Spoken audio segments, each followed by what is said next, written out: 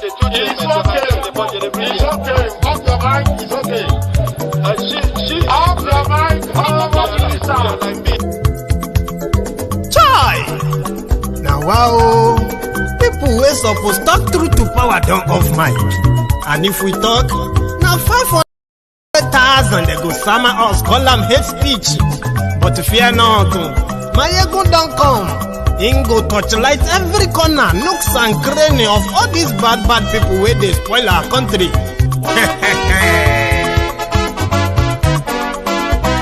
So my people make we laugh, oh yo yo. Maiyegun don't come, oh yo yo. My people make we shout, oh yo yo. Maiyegun don't come, oh yo yo.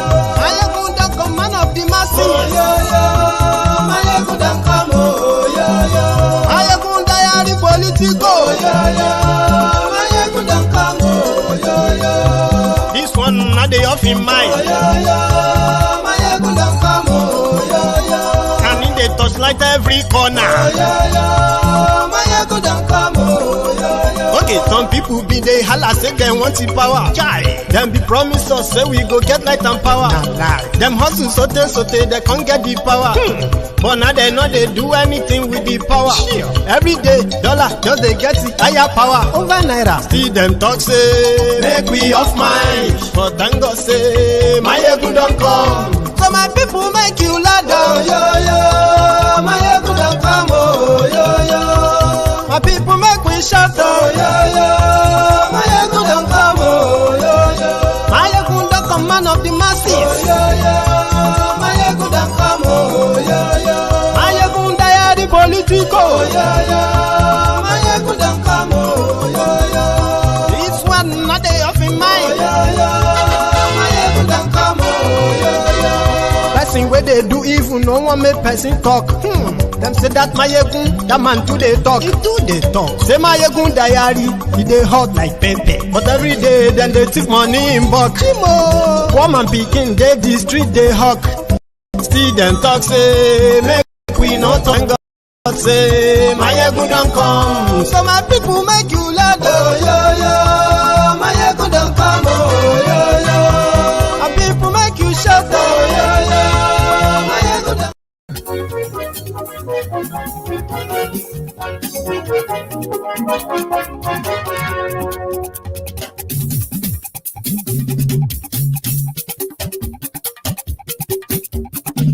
Maiyegun làwa mọ̀ làmọ̀ tó dòdòdò. MaiyegunDiary,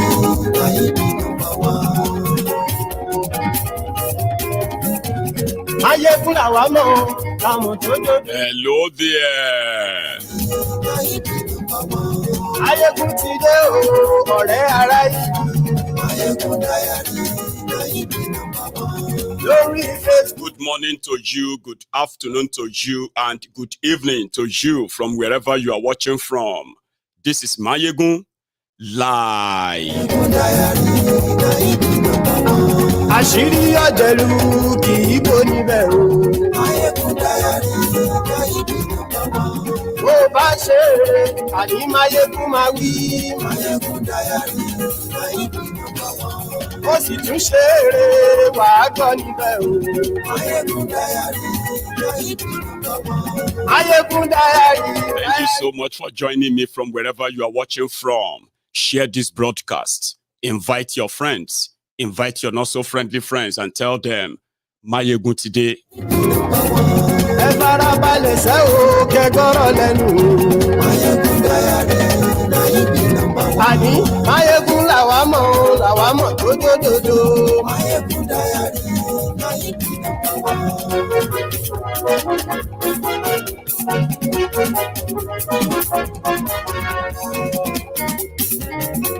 Àní ẹ̀sùn rákì. Maiyegun ti dé. Maiyegun ti dé. Ọ̀jẹ̀lú ẹ̀sùn rákì. Maiyegun ti dé. Mo ti dé o. Maiyegun ti dé. Lórí Facebook. Maiyegun ti dé. Thank you so much. Read the caption of this broadcast. Read the description of the broadcast. Share the broadcast. Like the broadcast. Subscribe to the channel. and just tell everybody. And yes, right. Ijó ìgbádùn yẹ. And yes, right. Presido bá rúfin o. And yes, right. Gómìnà gbówó jẹ. Tinelli. And yes, right. Ọlọ́pàá ti ń darí pa. And yes, right. Aṣòfin tí ń rúfin o. And yes, right. Òkúta olóṣèlú. There is a latest development. Somebody just came out and he said he is Tinubu's classmate. When we went back to go and check the record, there was nothing like that. Yes.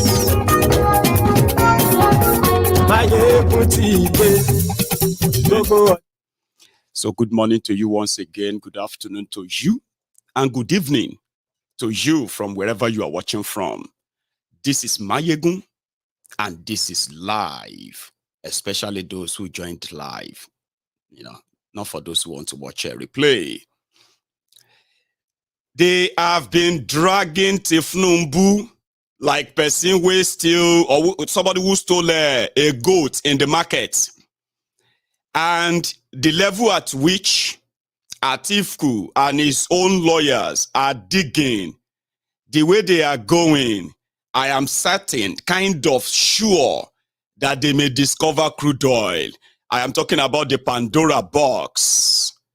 Tonight, I am going to take you through what happened inside that court yesterday, like all of us were there. You can count on me giving you detailed analysis of what happened and what is the exact purpose why this is happening. Trust I can always take you through that. So what we're going to do tonight is that we are going to talk about the journey to unraveling who is Bola A. Tinubu. A lot of us kind of feel like of what use is whatever document they are going to release from America. Of what use is that going to be on the stolen, rigged elections in Nigeria? I am also curious, optimistic, and kind of, I'm so interested, to be precise. Not for what is going to be used for in your election disputes. No, there is more than just that. And I bet, you bet, that the position of Tinubu's lawyers against the legal case of Atiku versus the Chicago State University, their own stand is that it is irrelevant. Whatever thing that is released, any other, whatever, it's irrelevant. The court shouldn't bother. They shouldn't release anything because Atiku is just trying to sandbag Tinubu. Whatever you give to him will not be useful in Nigeria court. Well, that's a yes and that's a no. To those of us who know Nigerian system very well, the fact that we believe that whatever they wanted to release are already in the public. So what is it again? That is now going to convince the compromised, corrupt judiciary of Nigeria. Okay, what is that thing? Maybe nothing special. Okay, why is Tinubu putting up a defense? A fight from such documents becoming public. And that is where the real deal is. It is not what that information will do in your election or whatever in Nigeria. It is what it is going to do. The massive damage that is going to actually do unraveling this fraud. And a lot of people are interested. You have no idea. So what is Atiku asking for? According to Atiku and his own lawyers, they said the information they have, listen to this, the information that they have about Tinubu is wrong. Now, in order for the court to help them ascertain if they were the one wrong, okay, let the court and the school set the record straight, starting with his age. Was Tinubu born in 1952 or 1954? The result used, according to the Atiku team, they haven't released that. According to them, they haven't. They said the information they have, which they want the Chicago State University to come and confirm it, that indeed they know about all of this as well, or they didn't know anything about that, is that the Bola A. Tinubu that got admission into what is today Chicago State University was a girl and an American citizen. Meanwhile, the Tinubu that is in Nigeria and president of Nigeria is a male and is not an American. They want the Chicago State University to release whatever they have and compare. If not them, they lie. Sure, you get, because they have to prove that in the American court. That's why they are in court now. So what happened? Atiku's lawyers, in their own argument, is that in Nigeria, perjury is a crime. Okay? And if they can prove that this Tinubu that you have in Nigeria is not the same Tinubu that went to Chicago State University. So argument started. His own lawyer didn't show up, but the lawyer to the Chicago State University, he showed up. So the argument then was, what is the relevance in all this? What do you want this for? And then Chicago State University, why don't you want to release this? The standing argument of Atiku in America is that shebi they say America is the land of justice and that sets its standard for the world. Abi, great. When Donald Trump was calling was accusing Barack Obama of his birth, whether he's American or he's not, all right?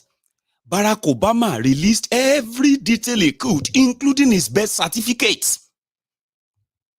And the moment he did all of that, the conversation around who is Barack Obama, that was at the time, was a political selling topic. You know American politics now, the Republicans. Donald Trump feasted on that until Obama released all of these details without having to go to court, without having to stop anybody from, there's no point in doing all of this. You went to Chicago, Chicago State University, come here. Do you know this guy? They said, well, my Lord Justice Jeffrey, in all honesty, we always issue certificates to our students and we don't keep the copy. But as curious as you are, these people who came to us that we should release all of the details of Tinubu and subpoenaed us, they are asking us that they are presenting 2 certificates, okay? And the confusion, as you are confused, my Lord, we are confused too, okay? So on the right is the certificate that they said the Tinubu that came to our school said, my Lord, it is true. A Bola A. Tinubu attended our school and graduated in 1979. And we believe that this Bola Tinubu is the one that is in Nigeria. But what we don't understand is that these people who came to us and drag us out like this, they are presenting about 2 certificates. They said the one on the right was the original one. Was the forged one, fake. And we have also seen it, sir, my lord, that it is fake. We didn't issue this certificate. It's not from us. The signature of the people they put on these certificates, one of them didn't join our university until 1998. So she couldn't have signed the certificate in 1979, my lord, as president of the university. Also, my lord, this the logo on this certificate on the right is not our logo. We've never used anything like this, my lord. So out of that curiosity, that's why we said everything that we have, okay, shows that Ebola Tinubu attended our school, of course.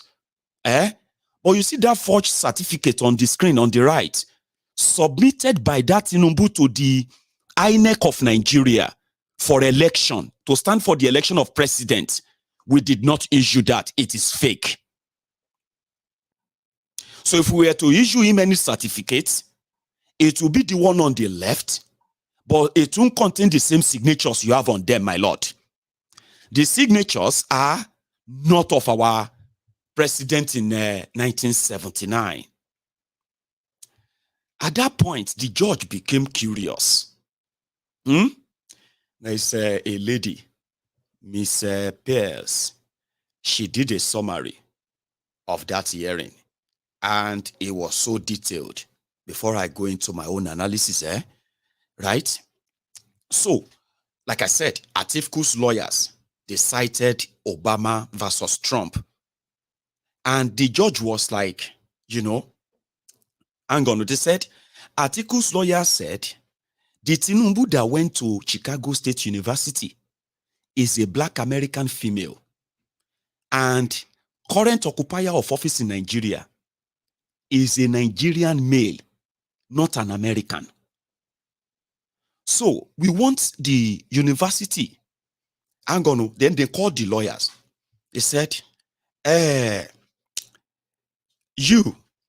Chicago State University said, my lord, first thing first, since this whole thing started, our university, our staff, online, offline, they have been coming under serious attacks from Nigerians who have been barraging them with different questions and inquiries.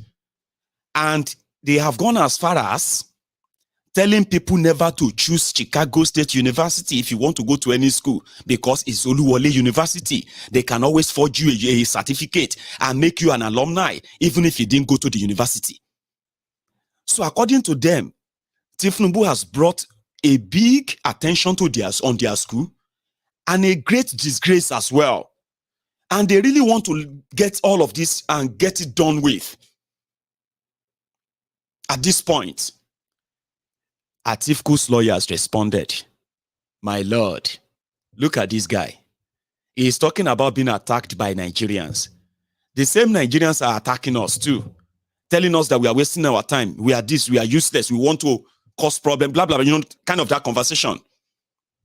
But you know what, my lord? All of us should be grateful in this courtroom that it is not Peter Obi that is actually suing Tinubu for this record. If it was Peter Obi, American government probably would have to intervene. It would have been worse than what you are experiencing. So let us just not go there. Don't even go there. Don't even talk about Nigerians abusing or attacking. Don't go there. Let's talk about the real thing. The Chicago State University lawyers now said, in truthful to what these litigants brought, we have also gone back to check and we realized that we don't even have the social security number for that Tinubu student of ours. Really? How? That is what we are saying, my lord. This whole thing is as confusing as it is for all of us. And that is why we wrote to him that, listen, people are asking for this information. Should we give it to them? And since he's trying to, that's why we are here. He didn't want us to give the information to them because there are so many things that are not really matching up, especially with all this that these guys have presented. Okay. They continued. They said, what about this certificate that he presented to INEC? Said, we have no idea where that came from. No idea. Really? So the judge was now holding two certificates from the same university in America. Going forward, the judge now asked the Chicago State University lawyer, hang on, you have two presidents in it? Because these documents, they were signed by two different people. Like, what is that? Then the Chicago State University lawyer now said, you took that out of my mouth, my lord. I was about to, it was like sorry, hang on. It was actually Atiku's lawyer that probed and said, you, Chicago State University lawyer, did you have two presidents? So it was now the judge, that Judge Gilbert, Jeffrey, his name is Jeffrey Gilbert, now responded with, oh, you actually took that out of my mouth. That is cutting in on Atiku's lawyer before the Chicago State University lawyer could respond. And it was like, oh, you took that out of my mouth. I was about to ask that. That was the judge. Like the Chicago State University had two presidents at a time, who signed the certificate, anyway, going forward. The moment for those who were present in that courtroom, they said you could feel the shock on the face of that judge. Like, I mean, what's going on here? Like, I don't understand. Is this America? In this same America? Like, what's going on? And at that point, the CSU, which is the Chicago State University, now said, we don't really keep a date. We don't really have dates on our certificates. Only name and then the major of the students. So then the judge asked for the copy. According to why CSU copy and the copy presented by Tinubu have different signatures, which is what I cleared earlier, right? Then at that point, the judge asked one final question. According to this, said, why didn't you ask Tinubu if his document? Hang on, before that, since the Chicago State University said they couldn't tell if Tinubu actually have real or fake certificates. And in fact, the certificate he presented to the INEC in Nigeria, they cannot legally say is fake or is real, but they didn't issue it. You understand what I mean? That's to say, oh, we didn't issue it, but we can't say if it's fake or original, but it's not from us. So the judge now asked them and said, why didn't you ask Tinubu if his certificate is real or fake? And I'm gonna, he said, responded that he simply lied under oath, and that is why we are in court. Tinubu lied under oath in Nigeria, submitted forged fake certificate with fake degree. That is a perjury. And the Atiku lawyers told the court that is why we are here, for this court to help us establish that Tinubu committed perjury, forged his certificates, and that's a crime, and they want to take that to the Supreme Court. So the judge was like, okay, you know what? I'm going to go and look at all of these documents, and all of you should email any further backup document to back up your positions, okay? And I'm going to need more than 14 days before I come back, so that whatever judgment I'm going to give, you will not be able to appeal it anywhere. Do you understand? Like, nobody will go to anywhere and appeal again. And that's exactly what Atiku and his own team want to harm themselves with for the next 60 days, coupled with the expected release of FBI 2,500 pages of Tinubu's record in the US. More go inside that court quickly, where the interrogation was kind of happening. At first, it was at like I said, the lawyer to the Chicago State University who was complaining that you Nigerians, you have been attacking them, you have been blah, blah, blah, blah, blah. But let's first hear that of Atiku's lawyer, the audio now. Here. Number one, the June 22nd diploma was forged, and that does have consequences under Nigerian law. Allegedly. And number two, that the Tinubu who attended CSU may not be the same Tinubu who is now president. And the fact that CSU says President Tinubu graduated from CSU in 1979 cannot be the end of the inquiry. We have to be able to ask CSU for the basis on which it is making that assertion, given the discrepancies between the information that CSU has about the student Tinubu and the information that President Tinubu submitted to the election commission. I mean, Mr. Tinubu told the election commission that he's never had any citizenship other than Nigerian.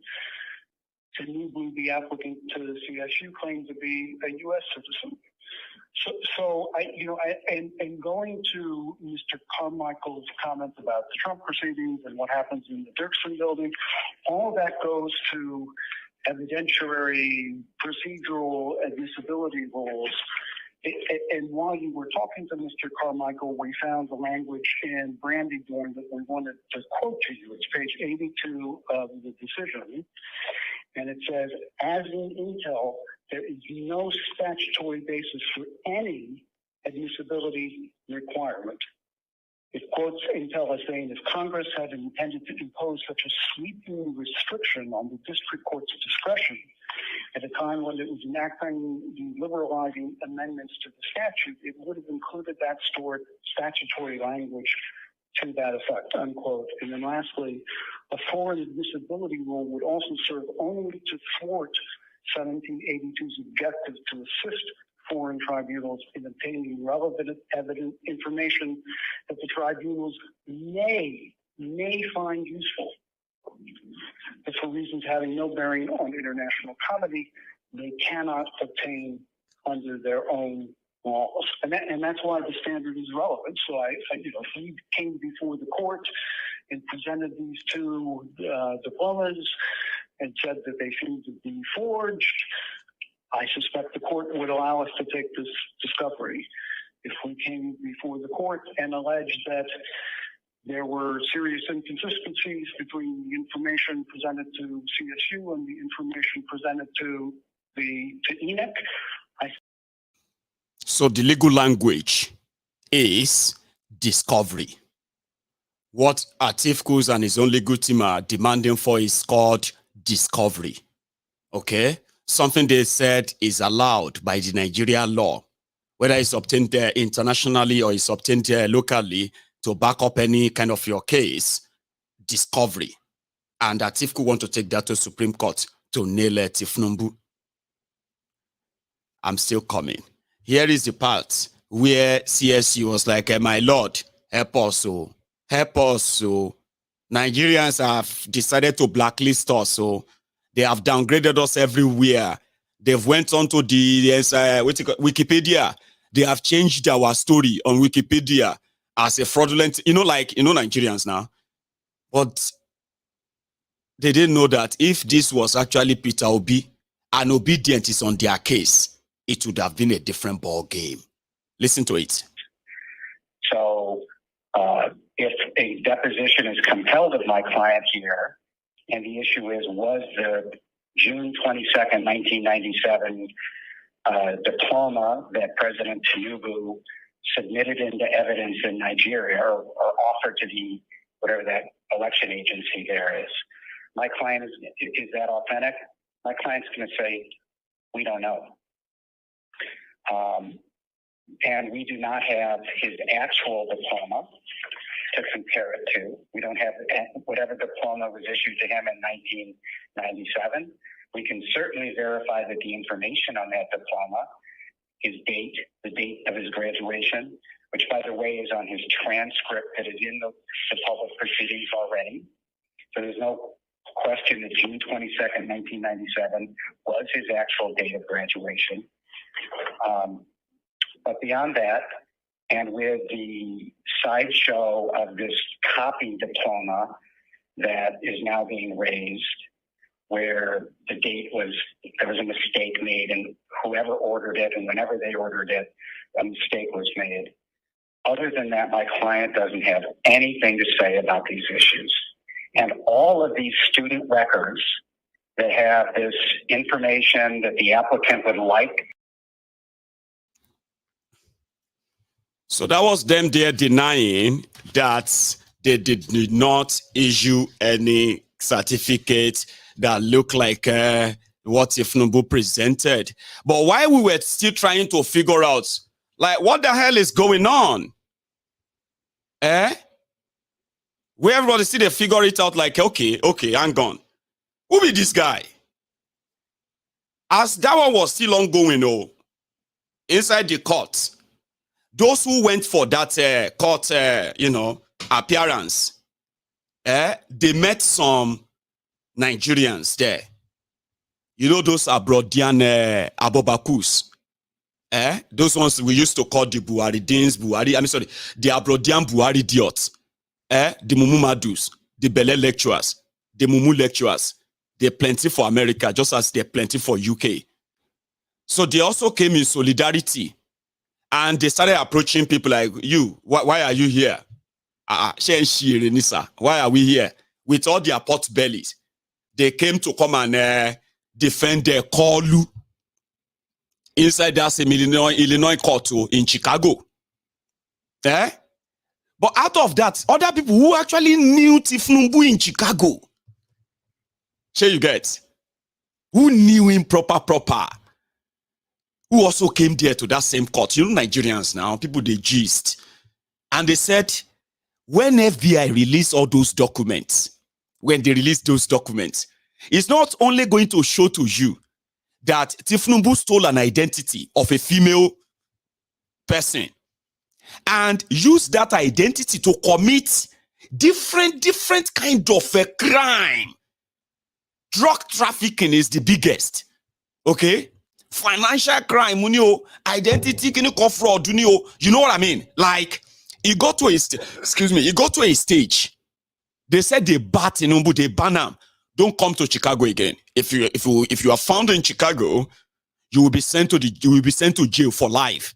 Many of Tinubu's friends, are still serving jail time, 30 years, 40 years for narcotic trafficking in Chicago jail and some other jails in America. So people were saying that he got to a Chicago, all of them, they shout. All of us, they shout Chicago. Majority of you haven't heard about Virginia, Abi, and what Tinubu did in Virginia, Abi. A lot of you haven't heard about a few other places, Abi, before he finally bailed and left America. You will see things if they don't redact them, as some have said. But we see that mood though. Say, go now. Waiting, who be this guy? Who be this guy? We won't use propaganda kill all of una down like this.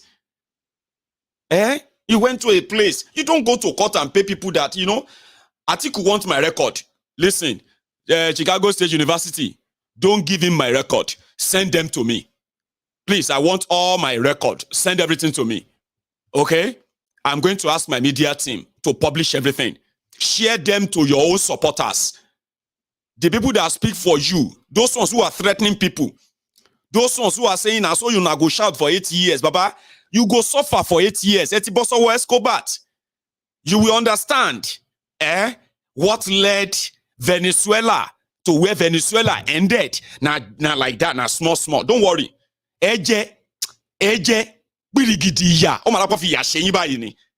Right? And it's not going to be about who is crying or who is not crying then. Who be this guy? Give if you want to ask for my any education qualification, everything, I will ask those places I have been to. I will ask them to send me those details. I actually have some of them here. I'll take pictures and upload them. Don't waste your money. Don't waste your energy. Don't spend. Kilongwakiri. When the presidency of Nigeria says all you need is primary school certificate, can you believe that? Primary school. All you need to be president of Nigeria is to go to primary school. That's all.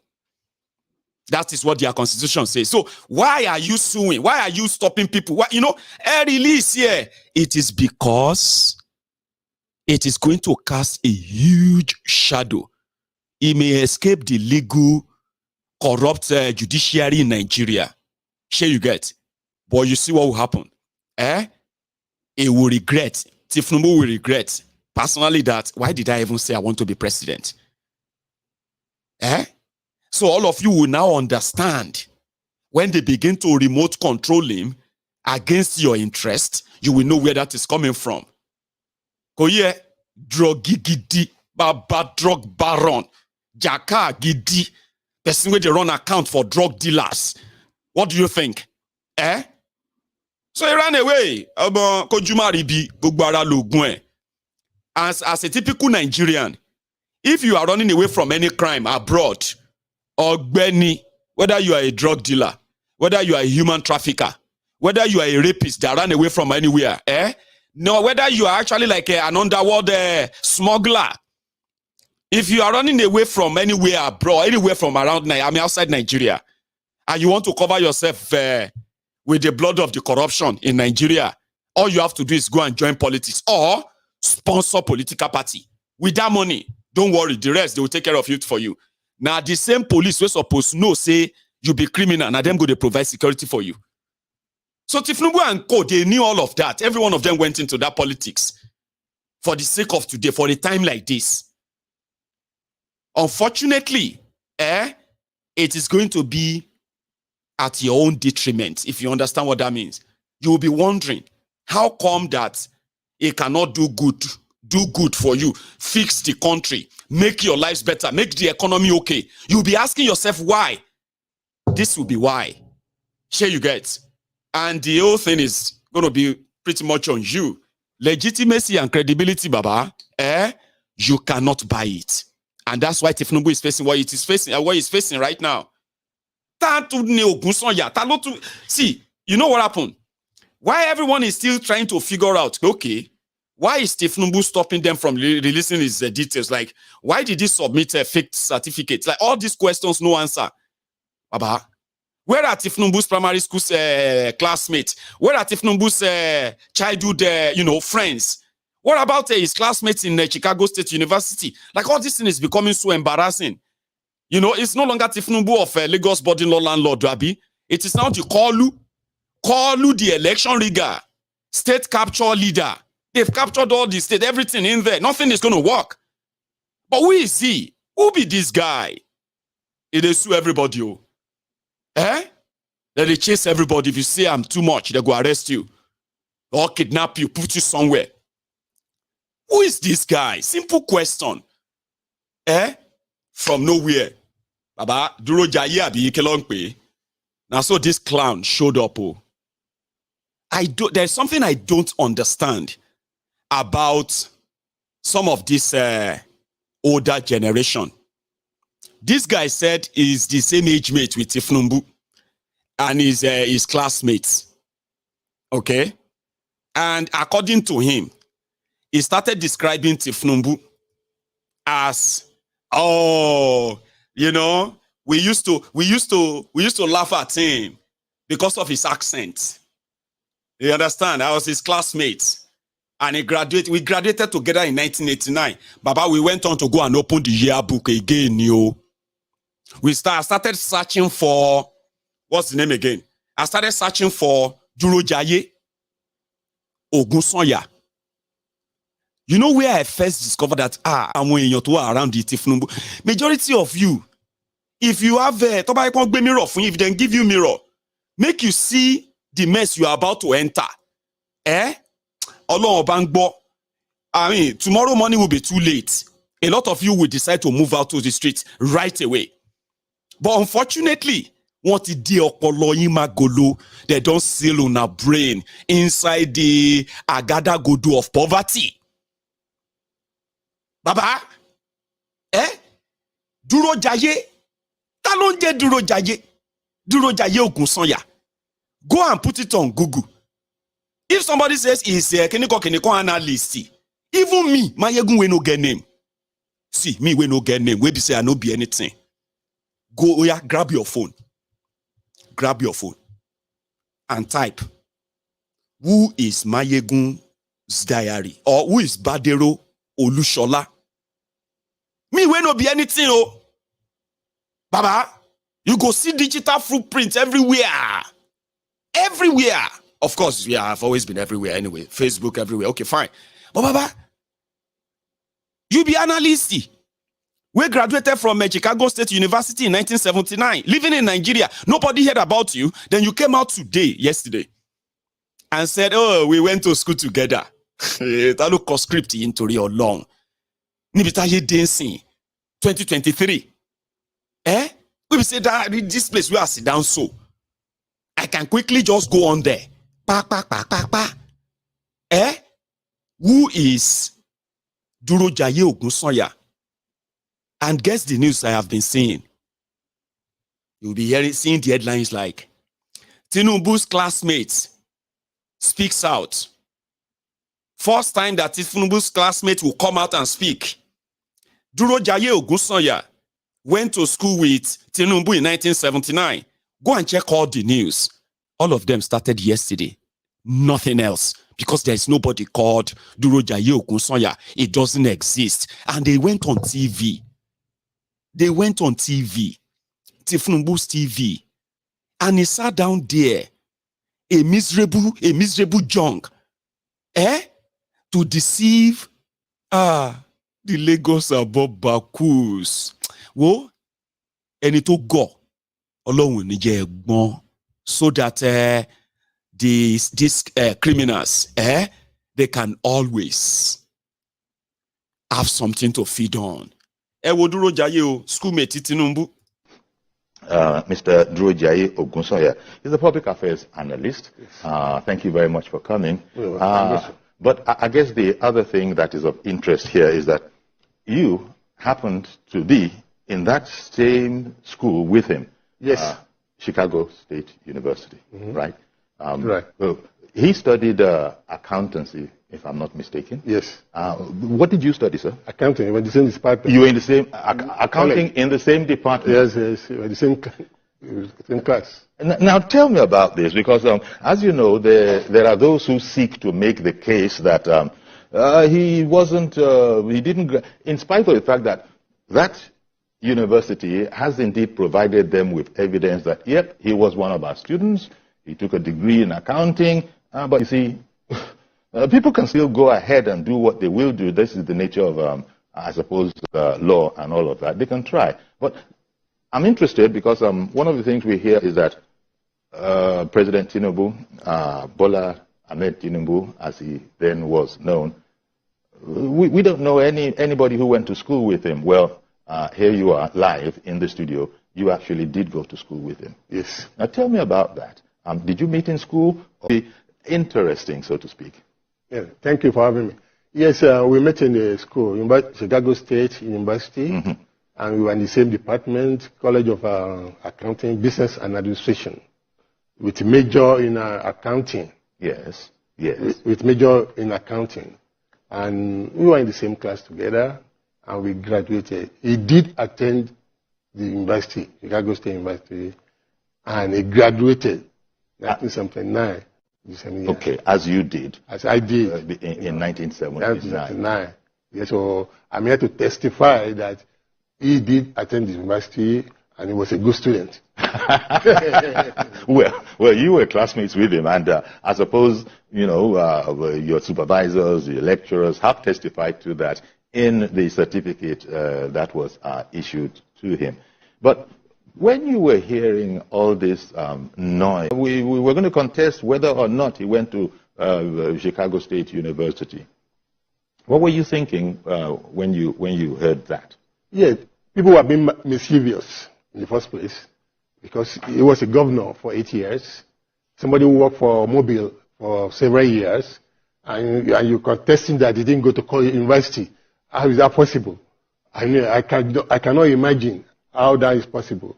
That nuisance lele, nuisance lele, nuisance lele, nuisance. It is smoke Igbo. It is take Indian. I mean, isn't it a joke that a TV station who have the opportunity of somebody who came out to say, I went to school with Tinubu, we graduated together in 1979. Wouldn't that be a great opportunity for that person, for that TV station, to get all of the relevant documents like photographs, you know what I mean? Like his own certificates, and a few other things that they can get from him.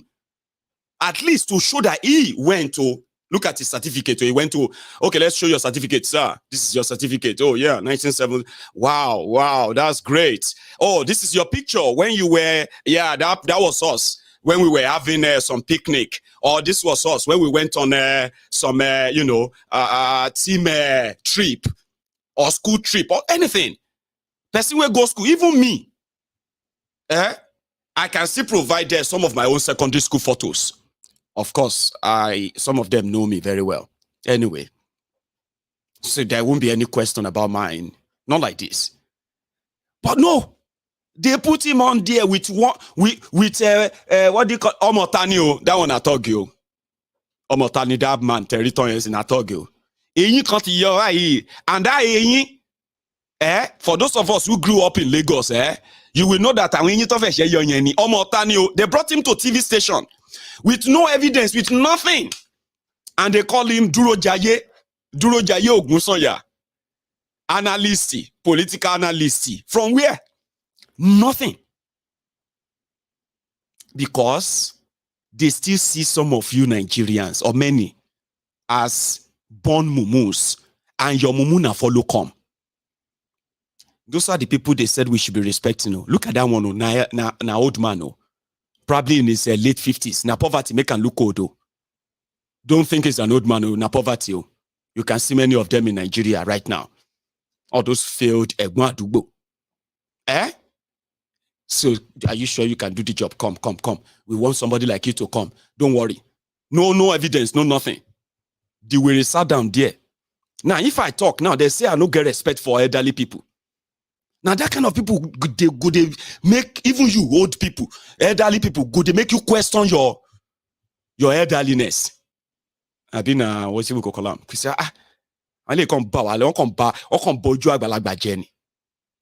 lot of you are watching and we're like, do they think everybody is actually like a born mumus? Of course, they think some are born mumus. And you can see them in the comment section right now. Some of them are there. They are already pushing it. I want unboot slaves. Sophisticated morons. When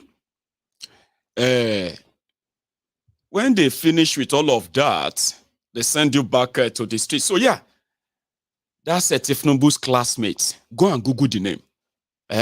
Go and read about that. And you will realize that they are doing everything right now. Something they should have done before they brought him on TV. They are not even good in propaganda per se. And because say poverty don't make a lot of people lost their minds. They can't think straight. That is why some of these stunts that these guys are kind of, pushing. Should have had a lot of them had what you call the citizen arrest. You arrest all of them, call you deal where they say, throw them inside wheelbarrow and drag out to wherever you want drag out to. So do you think we are mumuni? And what do you even take us for? But it's unfortunate. Somebody sent me a clip, which I think I should share just before we go into a break. Few days ago, let's say 2 days ago, we saw where Nigerians saw a van with food, and it got stuck in what looks like a bit of a traffic, because they said it's the palliative, the food they are sharing to Nigerians to cushion the effect of the subsidy removal, which has made life even more worsened for a lot of them. So that was for their own local government. They couldn't wait for the thing to get to the local government. Another one don't happen for Kwara. But this one, was Ibadan.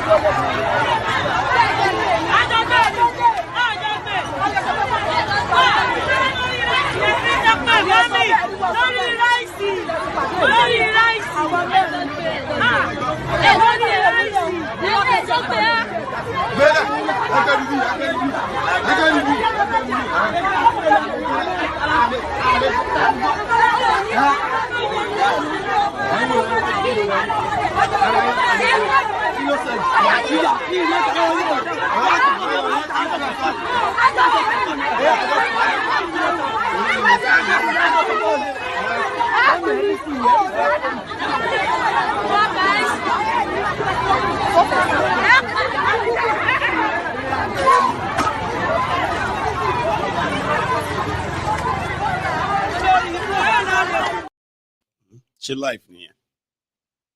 life, Lele. Here is what happened in Kwara in Ilorin. The same reason.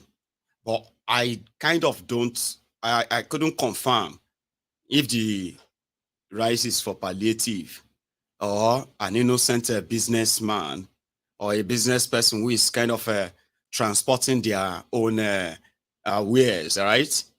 And they got caught by the hungry Nigerians who are like everywhere. Like, they're like, what do you call this thing? Like flies.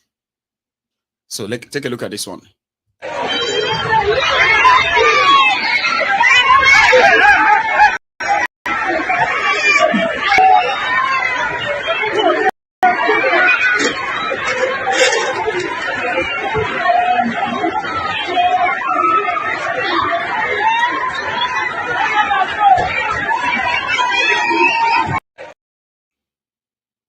Do you see that?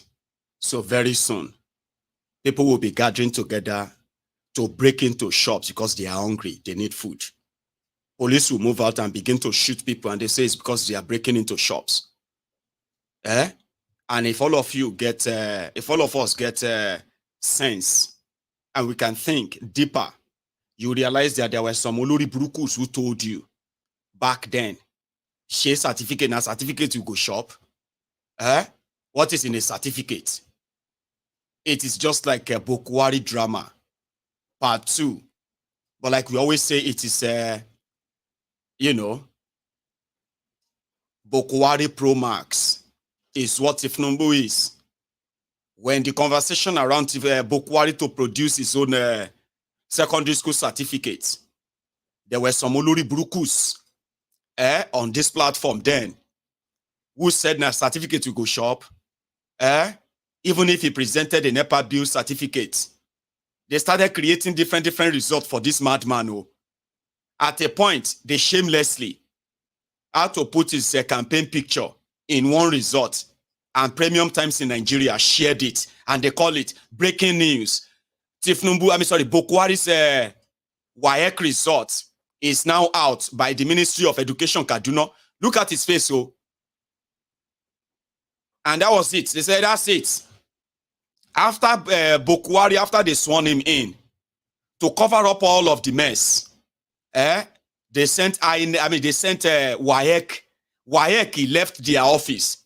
They put Akpari Omokia Kuba. Bokwari, you see that head, we're not in day.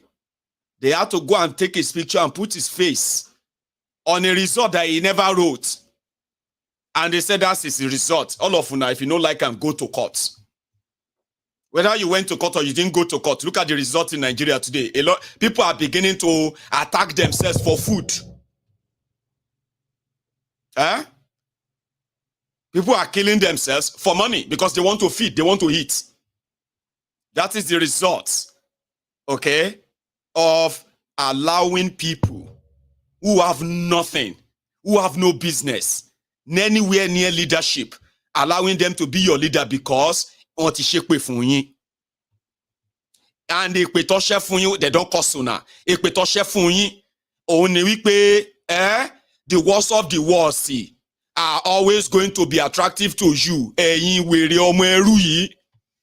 So I'm just giving you that idea, so that in case if you are currently following the journey of Tinubu Pro Max, una go dey kill your kids, or kill una self for food. No be even for organ harvesting this time around. It's going to be for mama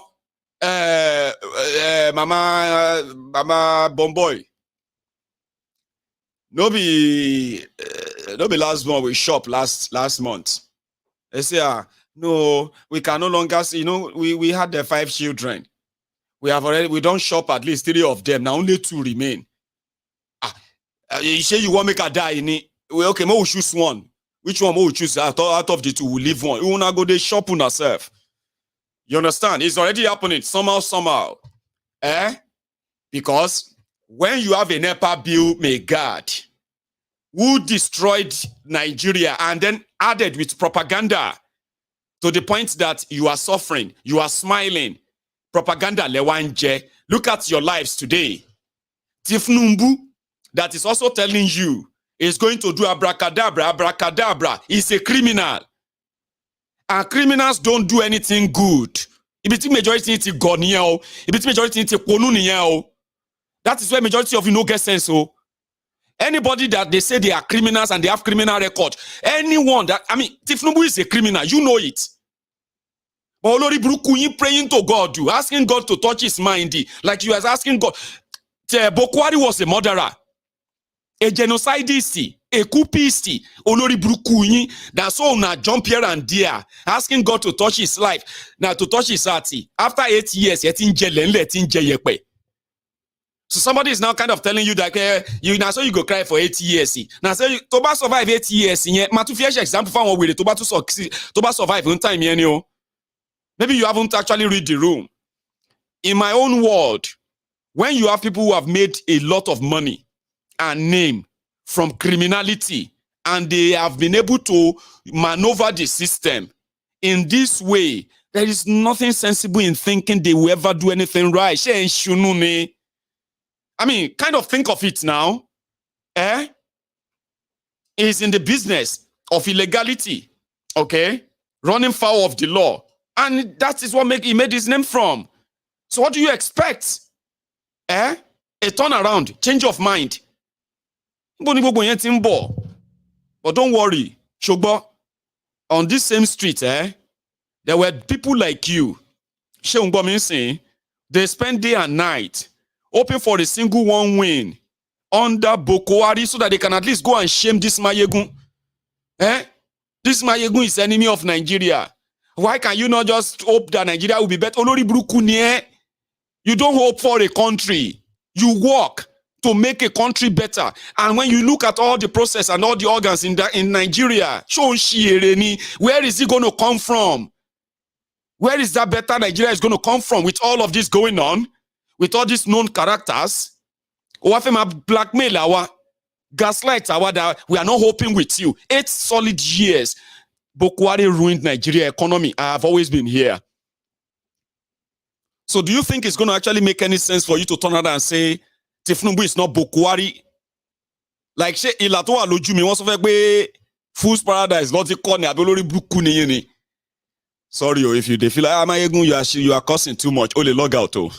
I'm in the mood for that right now because I'm trying to figure out how a lot of you who are currently going through the hell they created, and you can still see the characters that actually brought you here, and then you are turning around to say they should hope that Nigeria will be better. So for me, if I see you one-on-one, she may say congratulations to you, Snipe Sodiki or Logbon, very smart man. The ideal thing is the moment you don't feel comfortable, I'll tell you this, right? The moment you don't feel comfortable. Maiyegun. I mean, you don't have to shake it. Imagine shake it because somebody comment, I will mention your name. The ideal thing is that, listen, you just log out. Where? Me, I'm out of here. You know how the people do say, I'm out of here. I thought you are somebody who is reasonable. Oh, nikure. Because I'm saying something the way that makes you uncomfortable. Out of all of this, which role did you play in bringing Nigeria to this stage? What role did you play in gaslighting people for APC, for 8 years? Abi, that's your role. You don't think you are responsible for it, Abi? By telling people to hold on and be hopeful. Bokwari is doing wonder. All of the result of what Bokwari was doing and APC they were doing. Change take time. Change start with you. Olori Buruku Arai. Are you one of them? Are you one of those repentant Ashiri of APC? Egbe? Oh, you are now obedient. So because you are now obedient, I shouldn't, Maiyegun, you don't need to curse them. Let us move on from it. I can spend another 20 minutes. One by one. Because we know you won't change. I know you won't change. Because think only changing you lori buruku ni. And every time that the result that is actually something that a lot of you, even though they say you can't shame the shameless, of course you can't shame the shameless, but you can cause the shameless. You know, something is this. When somebody says, I don't even believe in Nigeria anymore. Maiyegun, let us move on. Na demo. When somebody says, Maiyegun, it's okay, let us move on. Na demo. Don't think they are my friend, or they are not my friend. Sure, you get. What happened is that you see those ekwe that I'm actually dropping batch by batch. Not as if to say it's going to probably change them. Okay? But from where I come from, Ijebu, you can sit down like this, everybody will sit down. And they will say, I beg. Now who take my lip gloss here? Nobody will say anything. For the second time, who took my lip gloss here? No answer. Olori Buruku wo. What unfortunate soul who wants to be this unfortunate, misfortunate, and and so you go, it's okay now. It's not just lip glossy. It's here, it just fell here. You don't need to curse. It's not issue of cursing. It's here. Nobody, that's lip gloss here, take. How come nobody said anything when I was asking peacefully? So you sit down there, I'm like, hey, peace. I mean, this Nigerian government is very bad. All these people are criminals. Very deadly people. Say, yeah, it's true, Maiyegun. It's true. Tell them. Very good. I love you, Maiyegun. I love this guy. I mean, but there are some people who are actually backing them. There are people who are actually convincing and gaslighting other people. There are those who are, no, Maiyegun, is okay. You don't need to curse. It's all right. I mean, I like the fact that you are exposing them, Maiyegun. I like the fact. I like what you are doing. But you don't need to she was supporting one. You are one of them. Hibernating on my platform, acting like you are nice. When I want to cause bigots and I start mentioning them, you begin to see, even though, even me, Maiyegun, I'm a Yoruba, and I'm not a bigot. But there's something I want to say. You see all the Igbos, they always believe that. I say, why did you use all the Igbos? Okay, maybe not all the Igbos, but some Igbos say, okay. Some Igbos did, tell me more. I mean, everywhere they go, all these Igbo people, everywhere. I say, Papa, second time, all these Igbo again. No, I'm not a bigot. It's not that I'm a bigot. And then another one will come. Man, I have never seen an honest Yoruba man before. Abba. Then they shout bigot. Quickly jump. Take the front row. This is the first time I'm seeing a Yoruba man that is not biased. This is the first time I'm seeing a Yoruba man that is very, very, and you are not bigot. So when we begin to make pele, once we begin to dish everybody's own what have you, they will say, Maiyegun is okay, you don't need to talk like that. Maiyegun, let us move on. Let us, don't ever tell me to move on, but it is spirit. When the spirit tells me that at this point, as a blacksmith, alagbede, if I see a sign on this rod here, it is my duty before I move on to fix it. And I have to hammer it as many times as I want to perfect my heart. Do you understand? They destroyed Nigeria. They helped them, gaslighting everyone, telling you that why can't you hope for something better in Nigeria? As if to say, hopeless is a Johnny War. It was hopeless is a digba of a Uwiriabi. Keep hoping on hopelessness. When indeed what they are doing are going to further contribute to the rot and lives. Millions of it are going to be impacted. Listen, you can't hope for that. When the action is contrary to anything you can hope on, and somebody is gaslighting you and say, let us hope for the better. Now, so they tell you to make you hope for the better under Bokwari. A lot of you do. So if I call you, say, you go take a personal. I would have felt like a personal attack, you. Honestly speaking, because I remember that, they used to call me small money in my area. I was doing fine. And I thought that if APC come in and they begin to do kiniko, life will be better. And I actually asked other people, all my household, everybody on my street, we decided to vote for Bokwari. Yeah, education, no matter. All these things, no matter. Let us move on. Nigeria can be great. Today, etidoloshi. Etidoloshi nui. Oti wa ni journey to quarter to olushi already. A lot of you to fair escape Olushism that these guys actually brought upon you. Canada, America, UK, Ibianuriyo, Epadeda abroad. Is that not it? So one sort of lower, you want to take a persona. Also, we can move on. You don't need to curse. Sorry. That's why I said, like a blacksmith, I can stay on that. Because everything they do have lifetime impacts. These guys are destroying education in Nigeria. Do you not know that that's the future they're telling you to hope on, that they are destroying? Do you not think it that way? No? Allo nikure.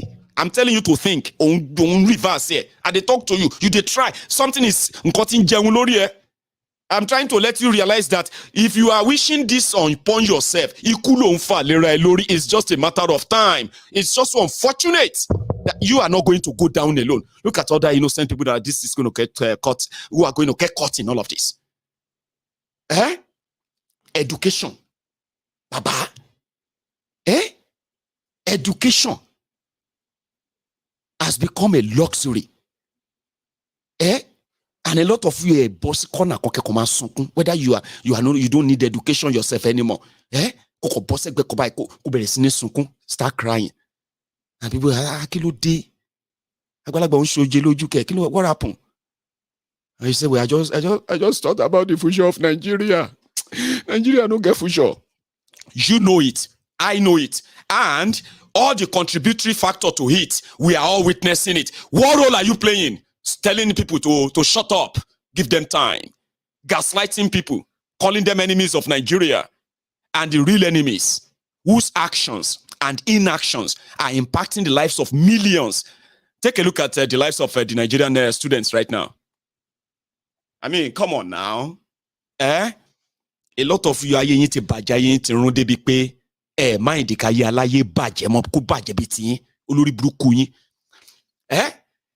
mind. Majority of you who are these Ashiris one by one, these older generations, they told you to go to school. You went to school. Get a certificate and degree. You did. Once you did, then you can also start a better life, get a job, start a family. even start a business, contribute back to the society. Olori buruku yin lo wa npin rice le lowo nsin yin o. Majority of you in your 40s, in your 50s, in your late 30s. I know in late 30s, yen lo ti shemiju. At the age of late 30s, see your life. Take a look at your 30 years or 35 years of existence. Look at what Nigeria has done to you. What have you done wrong? What have you done wrong? That actually put you in this current state. Watching me right now. What did you do wrong? You didn't do anything wrong there because except that you were born in Nigeria. Therefore, life is already leading you by 3-0, 4-0. There are some of us that life has been leading by 5-0 already.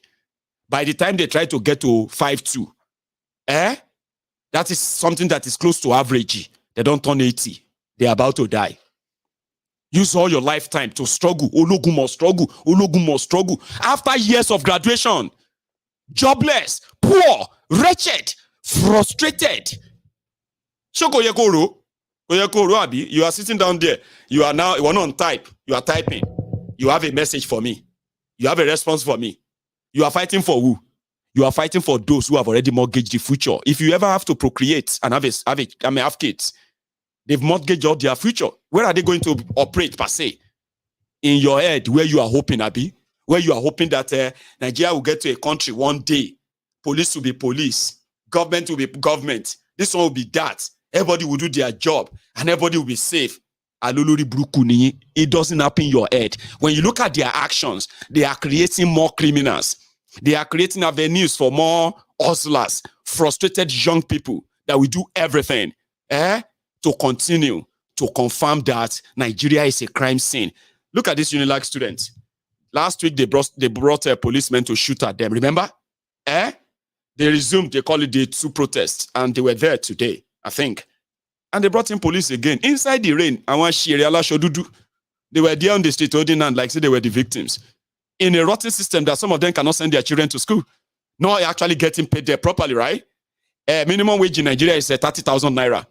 Then a child who is in the university will have to cough out over 200,000 naira to overstudy Yoruba. Can you even believe that? Yoruba Timon Solenoi. I go Unilag, go pay 170,000 naira to speak Yoruba. And the certificate, which I go take and do. Inside one Indian factory.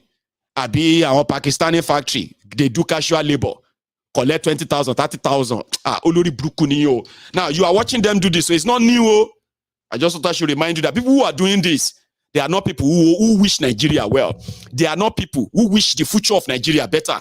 And Olori Brukwara you who might kayeti one kill for education. What did you use the education for? Abi, you graduated kosishe, fine bara no ni. Abi, if you are not doing fine bara, you are doing any fraudulent whatever you can do. Those who are actually doing the real job, they are being robbed off every now and then that they can't wait to get out of the old mess, or they ended up being part of you. And the same people who are doing all of that are the people you are holding your Shinko phone, they type now. They tell me, say, make us shut up. Oh, ni kure. Oh, go to Unilaga, they come. Solidarity forever.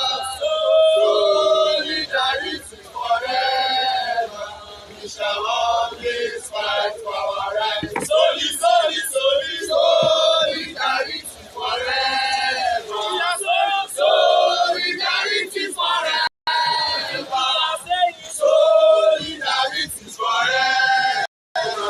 We shall always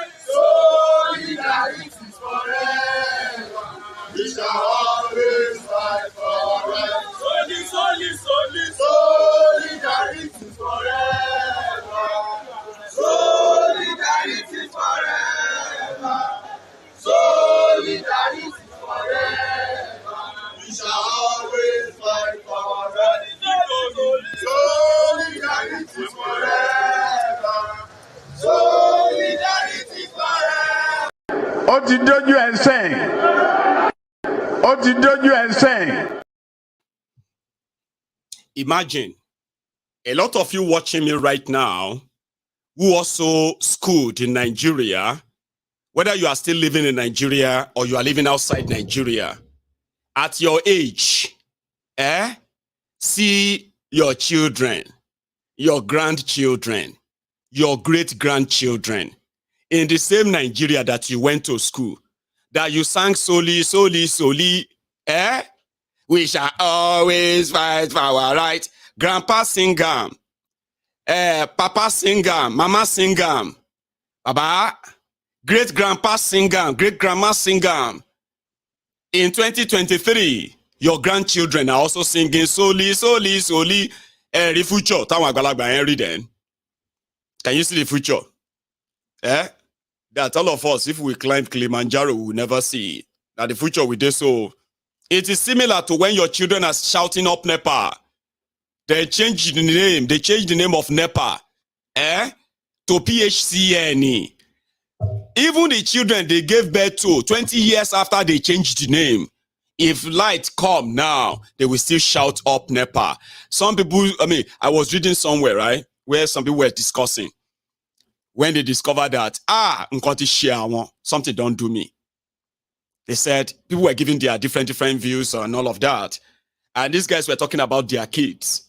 And one of them was like, that is done everything to make sure that the kid doesn't have to reflect the environment that she's being raised.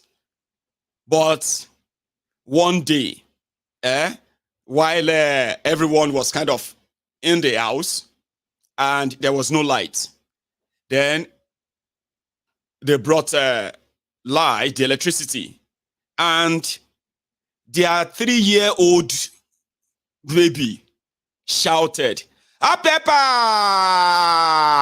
My guy said, now that time he was like, oh the boy. My own daughter self go they shout up NEPA. When is Nigeria going to really work? It is not going to work. This is not how a country that will work actually operates. Okay? A lot of you are like born criminals too. You are worse than this criminal you call your leader, so you're only waiting for your turn until a system that is going to cleanse all of you of your criminality, that will make your criminality or your criminal existence to no longer be attractive. Okay? Take a look at this. Whether you are a police officer in Nigeria or a military officer in Nigeria, whatever you are in Nigeria, no matter how deeper you are into the system, the day you leave Nigeria, nobody go sit you down for any airport and start telling you, now so we they do here, now so that they behave here, watch your language, watch your step, be careful here, be careful there. Nobody they sit anybody down for airport to explain. Now the moment where you land, clear the border, and you enter that country. Now from there you go to tell yourself, say, even if they don't tell you, say, may you behave, you go behave. That's exactly what I'm saying. Until Nigeria has that, which is not possible under this arrangement, you can clearly make Baba. You remember what I told you about what a corrupt system does? It doesn't work in anybody's favor. You may get protection today and thinking you have immunity from all of this. You don't. The problem there is that it is always going to be, how do they put it? They said it's like a round table. Okay?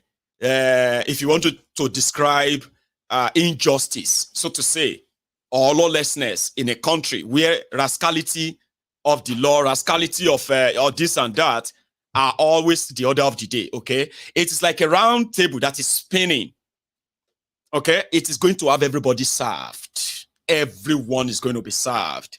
Now, when it gets to your turn, and you begin to do what everybody does best, power hungry, out of this, like on top of this world and all of that, then when it moves, you will find yourself on the other side.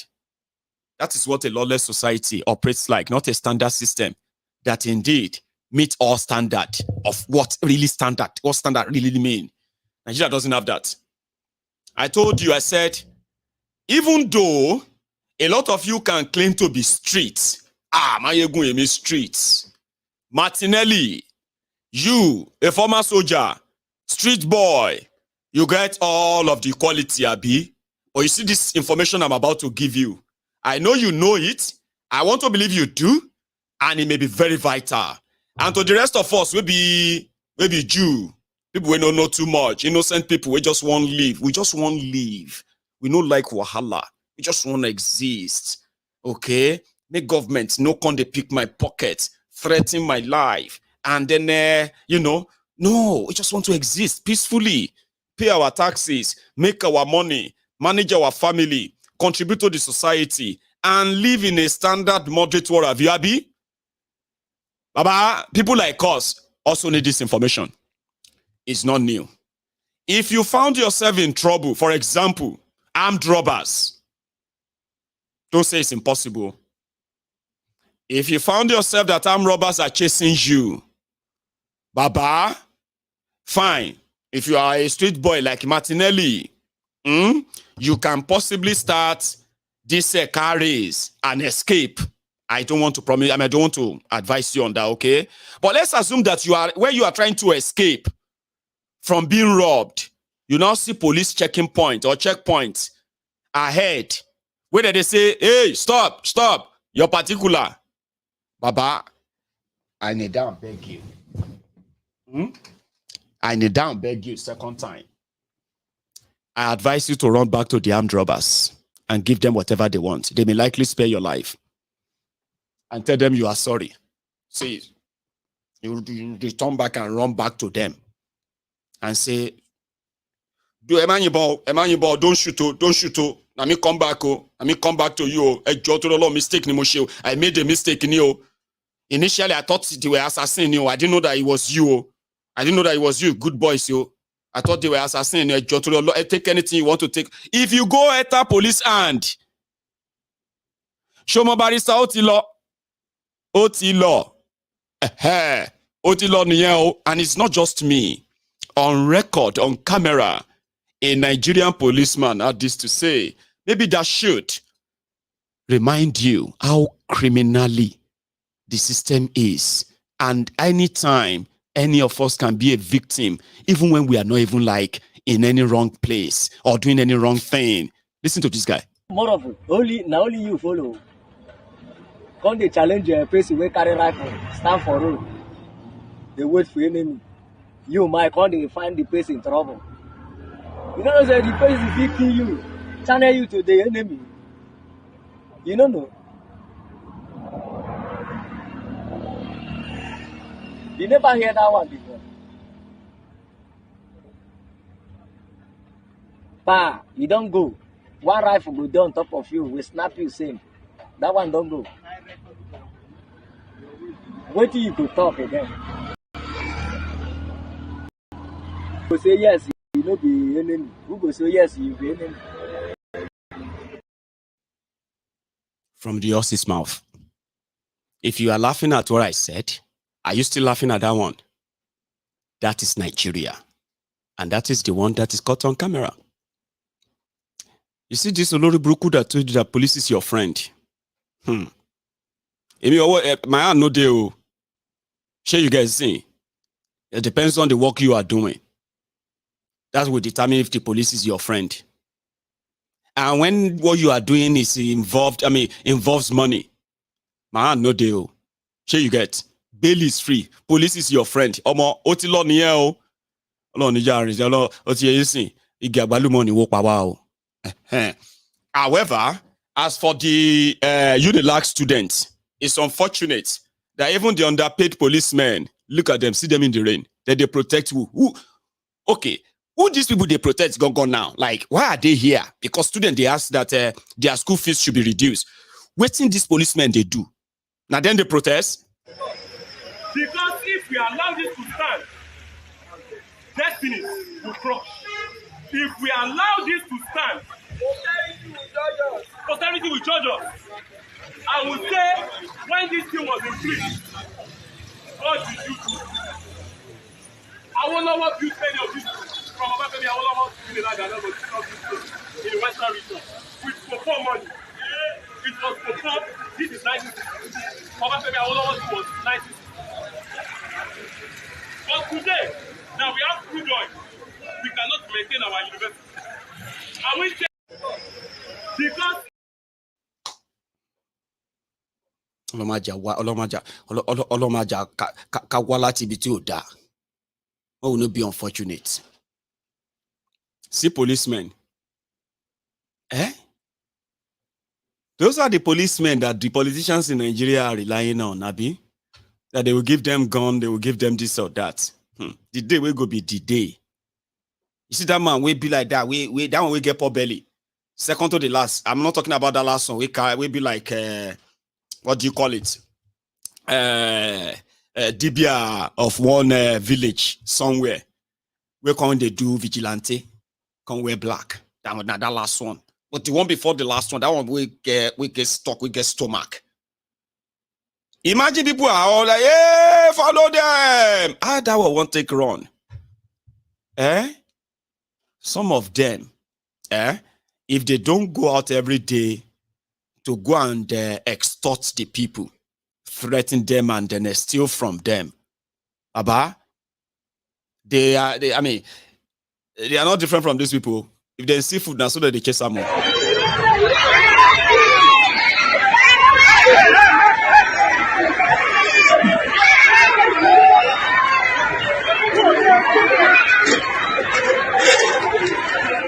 May be doubting that. You need to go and see some of the videos of the palliative, looting of palliatives in 2020. Even policemen saw people looting the warehouse, stealing food. The palliative that was supposed to be given to them. About police, carry gun, put gun down, remove cap, put them inside between his belt. Policeman, they carry semo, they carry rice, and they enter Kana. I say, she fake para any. Now somebody will commit suicide, go carry load, enter Kana. You know that Kana era for those places. Go and check the video. I'm so sorry I didn't bring that video here. I should have. That's the level of poverty that exists in that contraption. That is the level of hypocrisy among all these people. And you begin to ask yourself, but they are only doing their job, Maiyegun. Doing their job, Nike Ogbakpo, Akpo Gari Meji, Wonu Kana. When there was a day when there was a time I went to go and spend my holiday at Okoko.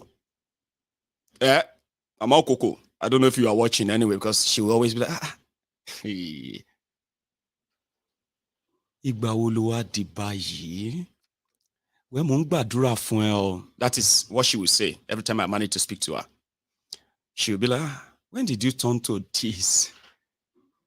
I'm not surprised, but I knew you were going to be something of this kind of vocal, but I just didn't see it this way. That's Mama Okoko. She's probably watching. But there was a day I went there to go and spend my holiday. And early in the morning, I've told you this story before, right? Baba, ole, they shoot. You know those ole where they carry TV, they go steal your TV, steal your stereo, steal your everything. There was no mobile phone then. There were no mobile phones. Ole. So normally when you hear ole, you'll be panicking like, ole. Meanwhile, we didn't know that they were actually chasing the thieves from the upper side of that area in Okokomaiko. So why those thieves, they didn't know the area well, right? And so they finally caught, I think they caught one. Then they came back to catch two. Ninuira, inside there. What do they call that thing again? There's, what is Oyinbo of Ira, Gonself? What is English of Ira? Kana, abi, Sokewe Kana. You know that kind of that, is it creek? You shall understand what I'm trying to say. Abi can. Whoa. Anyway, what happened was that there is water, there is sand, and it is sinking. You cannot jump into it. You jump into your death. So that day, I saw two thieves who are like this. Because they don't jump into canal. They didn't know. They were trying to escape. Now people can't they give them bamboo. Hold that bamboo. Sure you get it. They say, hold that bamboo to save them, to rescue them from that ditch. When they now took them out, they can't burn them on top one dump site there. They set them ablaze. They burned them alive, all of them, 3 of them. And I was kind of, at that time, I was like, Omo, now some person go sink if you enter canal swamp. Oh, go ne badge for you. Oyibo lagbara gan, mo just say, thank God, say we fit talk am. Oyibo don't fit speak Yoruba, you know that, like this. And you sit down there, except if you want to just be doing, oh, when they will be pronouncing it in a way that you will have to use your idea to understand what he's saying, right? And but you'll be like, Oyibo speaking Yoruba, Abi. So if I speak English, now understand the matter. So thank you very much. Now swamp, they call them swamp. Era, swamp. So now that swamp, I saw policeman. They carry 2 gari, enter because of hunger. In 2020, people they steal gari, they steal rice. Policeman self carry gun, put gun down, jump in there, carry 2 gari. I said, what is this, officer? Or probably it's part of their training. It didn't it didn't sink. It didn't drown, rather. It didn't drown. So, when you now look at them today, the same policemen that I know with what Nigeria has become, even though with the latest, with Kolu, they see now everybody, they can't feel them now. Even the people where they collect bribes, they know too they give the bribe in and here and there because money not too there anymore. But look at them with gun, hungry policemen. I'll show you again. They were there trying to attack children who are fighting for their future that is about to be taken away from them. Just like that. And since that's what they have done to those before them, okay? Nobody cares. Look at the policemen. How many of them send their own children to university without collecting bribe? Rather, look at all those faces again. Because if we allow this to stand, destiny will crush. If we allow this to stand, posterity will judge us. I would say, when this thing was in place, what did you do? I will not want you to many of this from above me. I will not want to be like another in the Western region with perform money. It was performed. This is 1960. Above me, I will not want to was 1960. But today, now we have crude oil. We cannot maintain our university. And we Nigeria policemen. I know some of them will be watching me too. I would have loved to feel sorry for all of now. But there's no point in feeling sorry for you. Because even your sorry is sorry. Let's be honest. Just like somebody will say, Maiyegun, how do you do it? Every time I talk, I think about Nigeria. I just feel so tired. I have decided not to think about, Maiyegun, how do you do it every night? My tiredness is tired. Even my own tire is tired too. But guess what? If you are in my shoes, not talking about it as well, that one self na sickness. Because I've they talk in my sleep. And before you know it, they'll say, you know that Maiyegun that usually kind of talk about Nigeria, and we advised him that, my brother, stop talking about Nigeria. Because the things will still continue to happen. And I stop talking about it. And the people will tell you that there is this man, is a very kind of popular man in Glasgow. You'll be seeing videos. It's like, how could Nigeria, this, they don't carry and go one place, they treat them more. I'm just saying. The point here is that in the course of talking about it, a lot of people whose decisions or opinions about these criminals, about Nigeria, were mostly rigged before now, are beginning to ask more questions, more enlightened. And in fact, they are getting more clarity when it comes to their choices about Nigeria. And that's a win for Maiyegun and all of us. So I am going to take calls, but it's just going to be like for a part of this tonight. So I'm going to go make myself a cup of tea. Now, when I get back, I will take 1 or 2 or even more calls. So if you are up for it, remember, every one of you who are currently in service, try and get and do what? Like the broadcast. That's how you kind of hold me so much to show that you were here. In case if you are living, okay? Like the broadcast, share it, and subscribe onto my channel If you haven't, I will be back.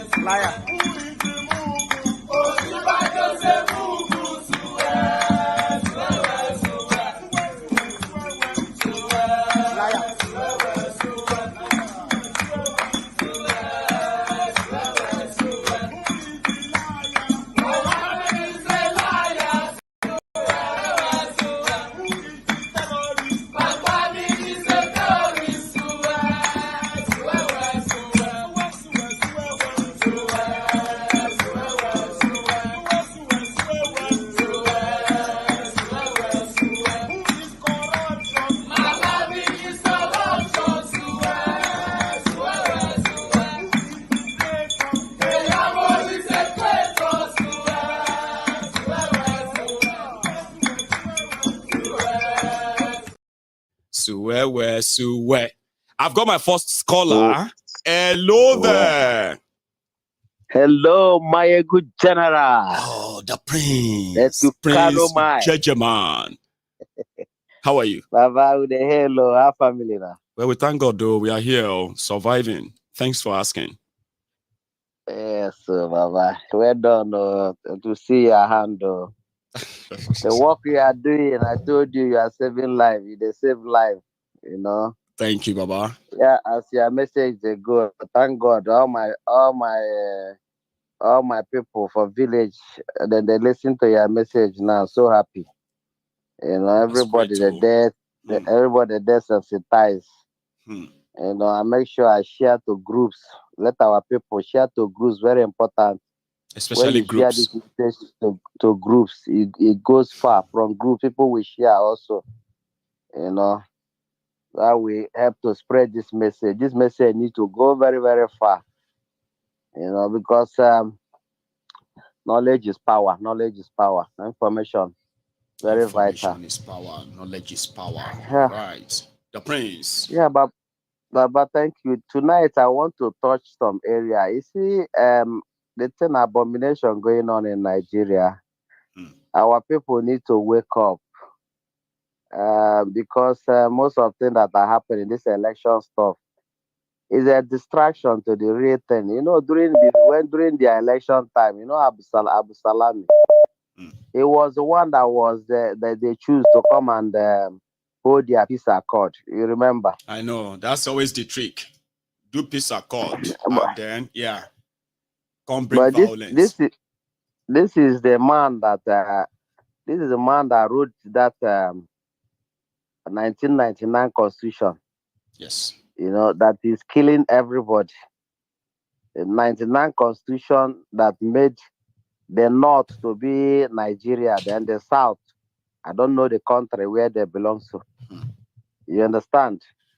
Is the one that is holding peace accord. The one, somebody that's supposed to be in jail, you know, for giving this constitution to the civilians, and the civilians being that they are crooks that enter, they know that that constitution is a bondage to the whole nation. You know, the military just wrote that constitution so that they can just remain in power and control and be in control. That's it. That's nothing else. The reason why they wrote that constitution.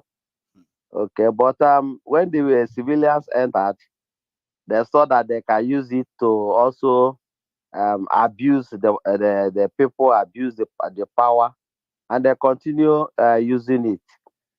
Then secondly, Baba, I see you talk about NNPC yesterday, that they privatized NNPC. NNPC and people are still working there, and governments are paying them. They think that they've they think that they privatized, sold out. Government is still paying. You know, the workers that are working there. And NNPC is still collecting Nigeria crude oil money. Exactly, they are still collecting royalty for Nigeria. And whatever they say they collected, they will collect percentage from it now. And we don't even know the owners of NNPC anymore. You see, why I touched there, I want to revise there because you see, when they came in, when these people came in, Miloko, and they immediately announced subsidy. You know, I was still reasoning why is the reason for this man to announce the subsidy this time around, that people are dying, people are committing suicide in Nigeria. You know, so I just figure out something, that the people that handed over power to him, they are the Fulani henchmen, you know, that are empowered. They are the one that recruited all the repentant, the so repentant Boko Haram and all the armed forces of Nigeria. And that's why nobody can ever get security in that country. But the security is already breached. Okay? I figure out that the reason why that subsidy announcement, because the Kolu and his team knows that it's going to cause a calamity, it's going to cause a big problem in Nigeria. But the reason is part of his assignment, signature with these henchmen that are going out, so that they can cover up, or Nigeria can forget all the atrocities of Buhari government. You know, today as we speak, you know that the Fulani, they are still parading their cows everywhere. Yes, sir. And since this Jagaban entered, he has never said anything about that. You know, and that is number one insecurity we have in Nigeria, because behind those cows are the terrorists that are carrying AK-47, marching along with them. He has never made any comment about that, showing you that this is part of the agreement. Don't touch anything about Fulani, and announce this subsidy, because once you announce it, and the money that Nigeria was paying for this fuel, it triples. Everybody will forget about Buhari. They will look to see Buhari as a saint. Do you understand? This is the top secret I'm telling you. You know, without that, he knows that this subsidy removal that is announced will completely damage his government, which already his government is damaged. Anyway. He went on to do it. You understand? This is part of his contract with this Fulani henchmen that hold Nigerian to ransom. Are you getting me? And they are the same people that are They are the same people that are telling us that restructuring under their foot. Kolu has never said anything about restructuring since he entered.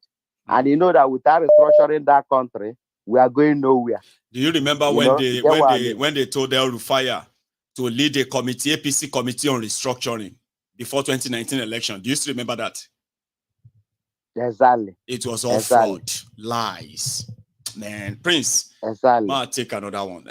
Thank you so much. So finally, Baba, can I just say one thing? All right, quick. I just want them to know, but we are not pleading to them again. We are in Supreme Court about the matter of Nnamdi Kanu. Nnamdi Kanu, the more they are holding Nnamdi Kanu, the more the fabrics. I just want them to know this. The more the fabrics that hold that in the idea so much, which is one Nigeria, will continue to break up from inside. To save their own life, they better live Nnamdi Kanu alone. The earlier the better for them. But if they continue to hold in Nnamdi Kanu, they are going nowhere with their government. I just want them to know that they are listening in Abuja. Thank you so much. You are so welcome. All right, let me take another one, and then, like I said, just gonna take a few calls tonight. It's not gonna be a long stretch as well. Okay. Hello there. Hello, Baba. Maiyegun. Good day, sir. Good evening. Oh, how you doing, Baba? I do. This is Chooks calling from Canada.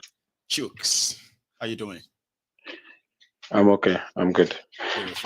Maiyegun, please, there is something I want to address, not particularly today, but what happened yesterday. Right. I think that was the last call you had. The guy from Delta State that said there is something he doesn't think about the Igbos, and he was talking about when they come to a place and open a business, they don't employ other people. I want to say something because I think there are still some a couple of Maiyegun fans that also need deliverance or need to be liberated. No, we actually have many. A lot of them are currently in closet. But yeah, go on. Chooks. Yeah. Number one, the only thing I want to say in that aspect is that, firstly, there is no Nigerian that says that if you open a company, or probably, and when they say company, it's not like big company. These are just somebody who open a spare parts company that need 2 or 3 people, right? Mm-hmm. Even Igbos, when they go, that their what do they call that apprenticeship process. Even when they come to Igbo land, you will find out that it's either they took their father's sister who married somewhere, or is a relative, they will just pick someone that is in one way or the other related to them. They don't just come to Igbo land and pick anyhow person. As well, it doesn't work that way. Do you get me? Then this person will say that this person come to your village, it didn't stop you from opening that same business and employ your own people. Then you just hate them because they don't employ you. As I am not saying that if you have big companies, do you understand me? Then you can employ everybody. But this is somebody who opened some of them provision store, and you want them to. They definitely going to pick somebody that they are comfortable. You want to judge them based on who they employ or how many people they work with them and all of that, simply because you feel like nobody should judge anyone that way or hold it against anybody. But again, everybody just need a reason. So that's what I figured out. They just need a reason.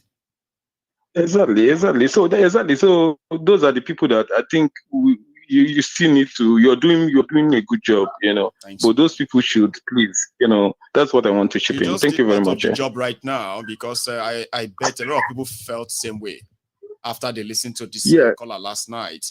We'll all keep learning until we get to that stage that all these things won't matter anymore. We hope they won't anyway.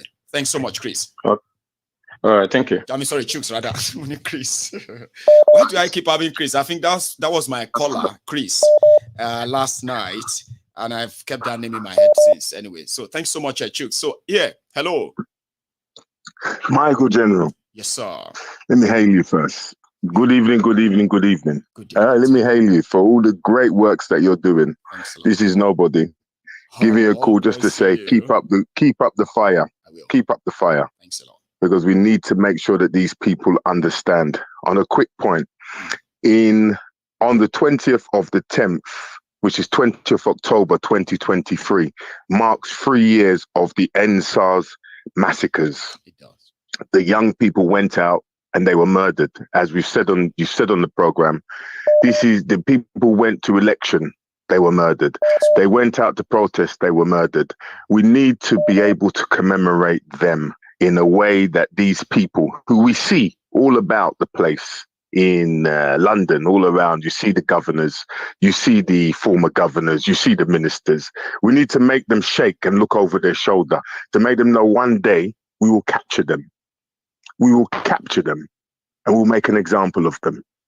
That's what we need to do. So like 2010, 23, 20 of October, we need to make a point that our young were murdered. The people who did it. Yes, there will be something in London in front of the Nigerian High Commission. We're putting it together with others so that if anybody wants to come out to make them know that we haven't forgotten, we will never forgive. Blood spilled, especially of the future, the young, will never be given up just like that. Can you put my name so down? we need to continue like that. Definitely, citizen. Definitely so. There. Yes. I mean, seriously. Yes. If it's a sort of finalized, sort of plan, in a way yes, it is definitely going to hold, right? I will be. Yes. There. Yes. I promise. Yes. Thank you.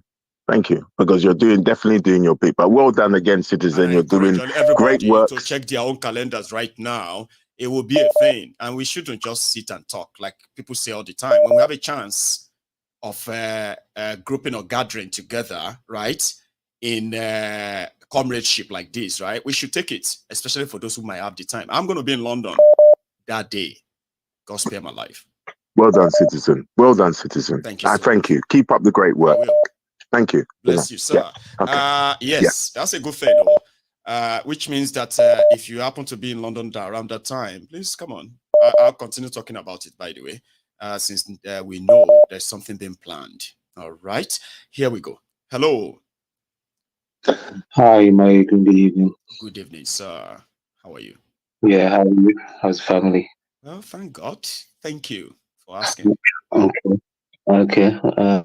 I just don't know how you do it, like you said it earlier, because this it's just mind wrenching. Anyway, let me not take much of your time there. I'll have to come in.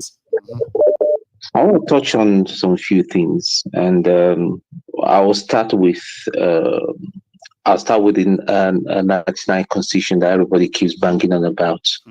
What is wrong with us? The problem is not this Constitution. The problem is the people that are interpreting the Constitution. Did we not have 25%?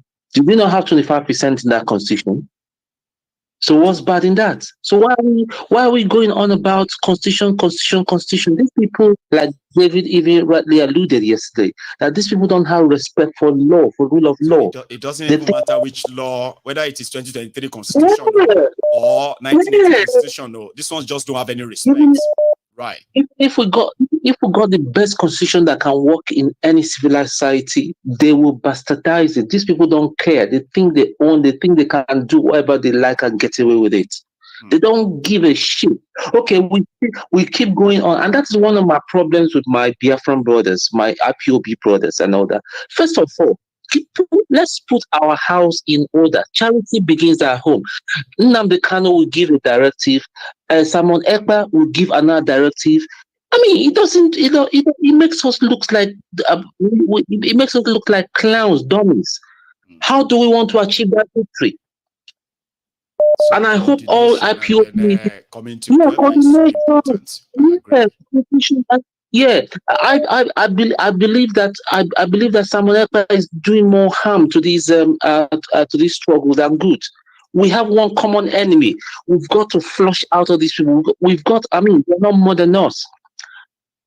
So we can't be doing things like that and continue doing the same thing and expecting a different result. No way. Nnamdi Kanu is being held illegally. Everybody agrees. Even the Northerners even agree that he's being held legally. The few ones, but they don't talk. The Northerners, the youth. Most of their youth, but they just keep quiet. They don't talk. Yeah. So let's just be mindful. And all the time we keep saying Fulani. Is the man in Ogun State? Is he a Fulani man? No, he's not. Or Uzodinjo? Is he a Fulani man? No, let's see. Let's be intelligent in the way we present our narratives. It's not only Fulani. There are evil and bad people from every tribe. From Ijo, from Akpabio. Is he a Fulani man? No. So it's not Hausa Fulani, it's not only Hausa Fulani, it's the evil elements in Nigeria that we need to hunt down and get rid of them. So let's get our narrative right. It's not our job about blabbing. We'll blab here. Nnamdi Kanu will say no more sit down and all that. And that guy is sitting down in Finland and causing problems and confusion.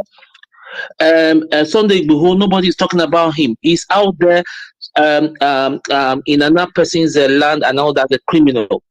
Nobody's talking about it. And some people will just be whispering, Yoruba Nation, and all that. They're not whispering, they're not talking about it. So, Baba, thank you so much for that, okay? Just because, on this platform, right, the right to share your view, which is solely yours and all that, puts me in a position whereby I can't say what you have in mind. But now I'm not saying that.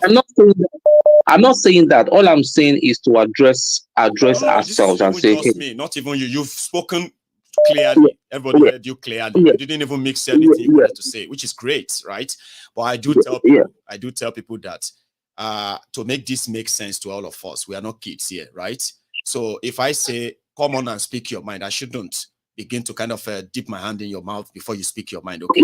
But I also add that when you say something, because a lot of people are hearing, they also have the right to respond. You know what I mean? Like somebody's going to call in and he's going to pick up what you said. And that's how things kind of work on this platform. Exactly. You know what I mean? And thanks for the previous caller for the answers thing. We should get more information. I'll be there as well myself on the day. And we should. I mean, it shouldn't just even be London. I don't know the plans of our people in the US, but something will spur something anyway, But you made a very valid point, by the way, right? We should be coordinated and mind our narratives. And if we all want to actually have a result out of this, there's no point in having factions here and there. Exactly. That's why I said united we stand, together we fall. I get that. But let's hear from others too, Baba. Thank you. Okay. Thank you. So I have another caller on the line. Like I said, let's keep it very much respectful. As you have the right to speak your mind, other people have their own right too, okay? And if you are responding to anybody's position, right, just remember that it is all views, which is all expected to differ, okay? Here we go. Hello, sir. Yeah, Maiyegun General. How are you, sir? Baoni. Good evening. Good evening, sir. Yes, sir. Maiyegun, sir. There are two things I just want to talk about. Please. And, I always stressing a point about this President Kolu. And from day one, I keep saying, who is this man? To the extent that everybody, even the American government, they were aback and giving out details about him. Where is he from? Which country? Which local government? Which town? What of the father or the mother, their native land? How is he? How is the man? Something that an average Nigerian will answer without having to put up any trouble. All these things you listed right now, anybody from Nigeria can answer all of them one by one, if they actually do, except Tinubu. Yeah, because this man, like I said, is he an alien? Is it from somewhere that was just dropped somewhere, and there's a mystery surrounding that man that up to now is still bothering me? You know, I Google, there's a lot of things about him. Anyway, you see, I keep telling Nigerian, our people, that the way the country is set and the mentality of our people, I don't know how people are thinking that people now, like what you say, Stockholm syndrome. A lot of people are suffering from this Stockholm syndrome to the extent that some people, even when they see something that is bad, because they say it's our people and whatever it is, they will go down the drain with the person. They don't even mind to die, whereas other people are dying. They don't care, and this is our problem in Nigeria. And I wish our people can look into that, and let us set a record like what you just said. A 3-year-old baby, when they brought light, they say up NEPA. Like the way I've been crying up NEPA. I'm 50-something years old now, close to my 60s. My children are crying up NEPA. They graduated from university. Now their children will be crying up NEPA. So what for how you are not long? already grandpa already, yeah? Which means when you become grandpa fully, you should expect that if they are raised in Nigeria. And that is something that should be reminding everybody that the more things change in Nigeria, the more they remain the same. And look at us. My brother is such a, and look at what they are setting, what they put on the ground just for us to be fighting each other. And these same people are the one collecting palliative of 8,000 naira, and they will still be supporting the man that is killing them. You see, this is what I don't get. You know, I said something sometimes ago during the election. This man, they juju Nigerian, because I don't get it to the extent that a professor cannot see straight, cannot think straight. You know, and anyway, that is, let me just leave it like that, because anyway, Maiyegun, thank you very much, because there was some times they said I have high blood pressure about 3 or 4 years ago, but every month, every 2 months, I keep checking. The moment I keep listening to Maiyegun General, the thing not there again. That's a miracle. Thank you very see, much. A lot of people won't understand what that means. About you live long, and it shall be permanent. Amen. Bless you. Finally, please let me beg the members of Maiyegun General Temple of Justice, please press the like button. Thank you. Share and subscribe. Please. It's good for you, it's good for your health, and it's good for everybody. See? This is a temple that is only telling the truth in the whole Nigeria, telling Nigeria whom we really are. Because all these kind of things happening in Nigeria, using religious intolerance that we don't know anything about, using all this one, using that one. At the end of the day, when you keep listening to Maiyegun, you'll be educated. Your mind will be open. Your eyes will open. You will see reality, and you know what it means to have what they call knowledge about life. The more you don't know anything about yourself, you are lost. But the moment you see somebody telling you something that is real, that touch your conscience, is your spiritual conscience, then you know where you are going. You will never get lost. Maiyegun, thank you very much. Bless you, God sir. bless you. Yes, sir. And thank you so much as well for all of that. I've got veterans here who have been on this platform for years. And if you talk about building trusts, I have built some that will stand the test of time. So if it's now kind of giving people a lot of, peace of mind that is contributing to better healthcare, that is great. You should subscribe. I mean, you should subscribe too. Hello there. Hi, Uncle Mike. This is how are you? Oh, I'm fine, thank you. Good hearing from you again. It is a pleasure hearing from you too. Actually, Nigerian news makes me sick already. I know. It makes me really, really sick. By watching your program, calms me down a little bit. Bless you. And I am just thinking, which way forward? I'm thinking that we need a Rawlings, if you know what I mean. I do. We need a Rawlings to take care of these matters once and for all. The reason it's difficult is because of that tribal problem we have. Yeah, differences. I was born and bred in Lagos. I have English name. I have Yoruba name. Though people call it Oriki, but my father called me that name, you know. And I don't know how we can separate each other. I delivered all my children in Lagos. I never lived actually in Igbo land except during the war as a child. So, and I experienced Nigerian Biafran war from the age of 10. It was a horrible thing. And I believe solely in this country. I worked in television, NTA in those days. Oh dear. You know, today I'm a journalist because I told you this before because of my health. I'm presently not practicing. But you see, it is hurting. People are just talking and talking, and then nothing is happening because these people who are destroying Nigeria, they've taken us for a ride. They are indeed. They think that nothing will happen. You understand me? Let them be talking. Let them be talking. And we cannot keep you. I went to university here in London. You are sitting in the same class with a classmate who came from Nigeria. And the only difference is that she's from a particular side of Nigeria. And I am from the other side of Nigeria. Too. But if you see the way they spend money and the way they look and the gold they wear and everything, we are totally different. And you are meant to be students anyway, probably on scholarship or being funded by parents. I'm telling you, here student finance paid my school fees. That you understand me. These are things we don't enjoy in that system.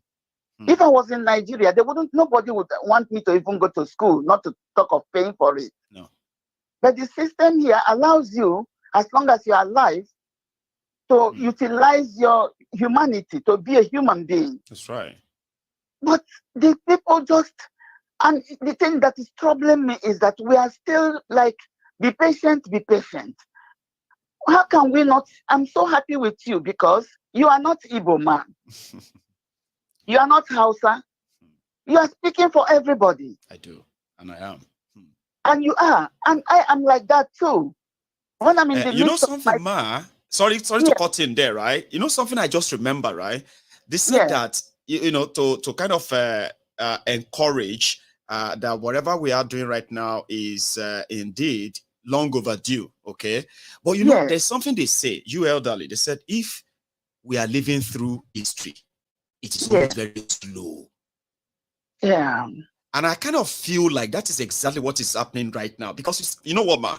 In 10, 20 years' time, with the way things are going, when people are referring to all this period, they're just going to talk about them in a way like, you know what I mean? Like, it just like the way we talk about the Biafra War, for example. We talk as if to say it wasn't a 3-year long war that cost over 5 million lives and all of that. You know what I mean? So that's exactly what I feel like a day is coming very soon. We are living through history, man. And unfortunately, people from that part of the country are still suffering that war up till now. I know. They're still suffering that war. Unfortunately. And but what bothers me, if I have, sorry, brother, I lived with Yoruba, everybody in the same building. We behaved as one. When they do Salah, they give us Salah food. You know. When we do Christmas, we give them Christmas food. We don't do anything separately. We care for each other's children. Why are we not able to deal with these bastards in the seat of government? I know. Sorry, forgive my word. How can we not deal with these people, no matter where you come from in Nigeria? We really need a Rawlings. Since that Rawlings happened in Ghana, Ghana had come to be. We need a Rawlings. You are so right. You know something, Maria? You know, 24 years ago, for example, where Nigeria was. And if you look at some of these African countries today, like Ghana that you just mentioned, if you look back, they've managed There are so many of them who have managed to resolve one problem in their country from what they were before. For example, electricity. Yeah. If you go to Ghana, each Ghanaian will tell you they have their own economic crisis, no doubt. But they won't tell you that they are still living in darkness. Like they were 24 years ago. No. Yes. But look at Nigeria, man. It's what has horrible. changed? It's horrible. We were the one that told them Ghana must go. Yeah. But compare us with them today. Compare us. My daughter is a strong writer. She writes also for BBC today. You know, she was a writer in Nigeria and all that. She has been all over the West African countries and so on. I have never gone so far. I've been to America and other parts in Europe. I'm a German by passport. German, I don't have British passport and I don't need it. I'm resident here and that's fine for me. I mean, yeah. So I'm sure you understand what I mean. Do. My only problem is, why can we not? When I traveled to Nigeria a few years ago, my children, Mommy, don't go anywhere. Please stay indoors.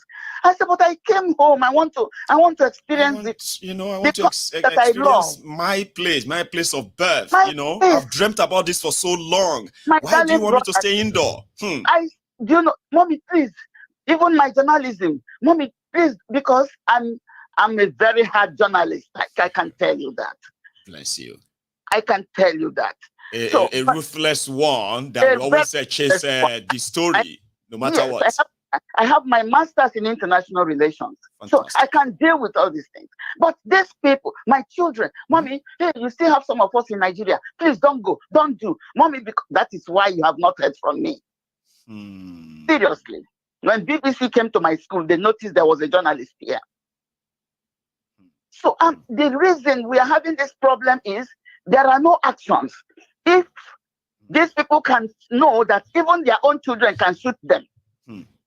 So I don't need all this money. Did you see all the money they were gathering in trucks and containers during the elections? I know. Did you see those monies that got rotten in the hands of those that got destroyed because stored in the hairless rooms that they became I know, I saw them. Unfortunately, I didn't save them. I need to save them. I'm going to research if I could still find them.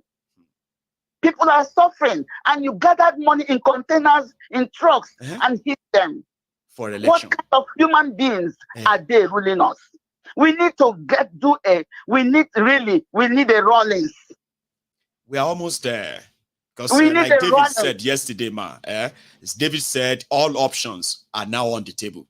Nobody can now come and say you should do election, you should do this one anymore, because at this point, we are dealing with lawless people. They don't want PO because they don't want PO because PO to open his mouth too wide.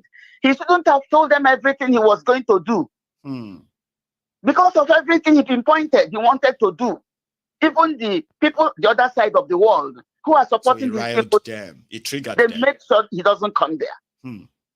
If he had just spoken a little and leave the rest in the bank, to use it when he's there. The story may be different today. Maybe different. He talked too much. I must tell you, he spoke too much. But he was telling himself, and he had to tell everybody what, you know what I mean? Like, in an election that is so... But you don't... It's like when I was writing some of my coursework, some classmates will call me, well, please, Beatrice, how did you do this? Or send me please send me your work. I will just look at it and I will not use it. I say, you think I'm stupid? I'm older than you. You go and write your essay yourself or do your thesis yourself, ma'am. Thank you so much, ma'am. Right? He spoke too much, and they are using what he said against him. Eventually. And all the criminals around the world who are dealing with Africa, they are afraid of PO. This is what is happening. Isn't it obvious? God bless you, my brother. And you too, ma. You stay safe, okay? God bless you, ma'am. So thank you so much for that. I am going to kind of take maybe one or two more, okay, before we call it a night, right? Here we go. I have one. One name. One name. Sita. Akutiegbe. Now maybe that. One name. Yes. How are you today, are the lion of the tribe of. You are the lion of the tribe of Africa. That's me. If a sister says so, it is so. I have said so, and it has been decreed in the presence of man and spirit. Because the Bible said, what we bind in heaven shall be bind in earth, shall be bind in heaven. When we lose it in earth, and it shall be losing in heaven. So this is it. It's a verdict, isn't it? Yes, because the thing there is that truth will always reign. That's right. The lies that men they tell only stands for is temporal. The only thing that is constant is truth. Bless you. You know. So my brother, keep up the good work. Thank you so much. But because of the nature of the contract I'm doing right now, most of the times I don't have the time to come online. I was a bit shocked that I didn't see you alone. I mean, in the queue when the whole line was so kind of like buzzing a few days ago, in the last few days anyway. So yeah, so how is it? Yeah. So, but it's good to be able to connect today. It's a pleasure. You know, so yesterday I was watching your program after you had live, and I was watching it. And the last caller, if I don't say it, he will continue doing the mess that he's doing. I can vividly say that he has been reading the lines of Reno Mokri for a while. Because since Reno Mokri came back to Nigeria, all he does every morning is Igbos, IPOB, Igbos, Igbos, Igbos. OB, Igbos, IPOB, Yeah. Igbos, So OB. That caller, I wish I can have his number. We can sit down, we will discuss this thing so that I can erase his mind from the negative points where he's coming from, the pain and the hate which he is operating on. And the thing that hate and pains bring, it brings about you. If you have pain and you have hate in your mind, it will give you heart attack someday, and you will start getting sick, and it can eventually kill the person. It can kill the person because you said, "Oh, that what Ahmadu Bello said was true about them," but you said, "Oh, I am not a bigot." Don't you understand the meaning of bigotry? That you cannot equate everybody in what one particular person did. And you now said, "Oh, that best to let people know that they shouldn't be using one brush to." A lot of us get caught in doing this, unknowingly and all that. But I mean, if you have a chance of, so what I'm trying to say, it is not in the nature of an Igbo man that we went into trade. It wasn't in our nature. Every parastatals, every government organization in Nigeria before the Civil War, Igbos are more than any other tribe as at that time. What did it tell you? What that tells you that we went to school on our own. Because most of the jobs then were like a secretariat works, and you need to go to school, and they needed them to run the civil service at the time. I wanted to tell him, but my time was up. Yes. Go on. So after the war, after the Civil War, what happened? The genocide. Every Igbo, no matter the amount of money you have, was turned into how much was it? I can't remember now. No, it's 20 pounds. 20 pounds. Then what did the Igbos do? They went into craftsmanship. That craftsmanship is what is called Odubo in Igbo language. And when you go into craftsmanship, for him to be corrected again, we did not employ.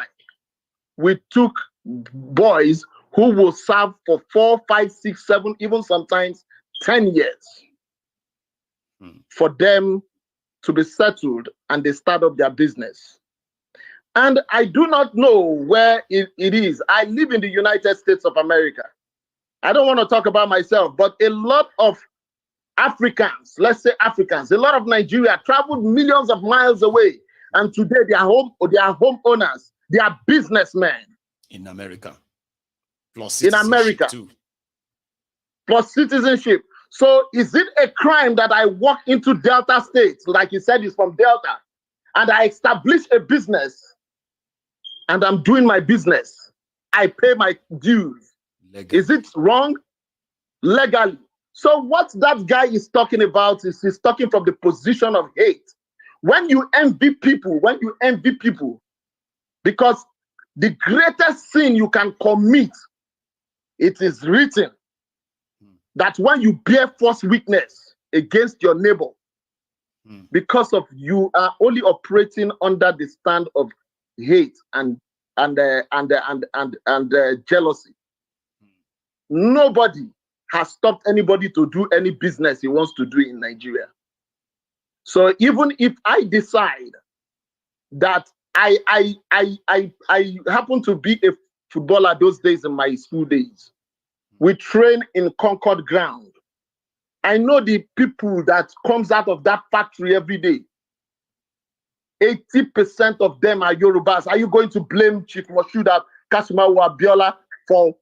It is the people that made themselves relevant to work that came there to look for jobs. So I do not know where he's coming from. Please, my brother, I know you might be watching this program. I am not hating on you. But what I'm trying to tell you is that if you still continue this way, we will keep getting better.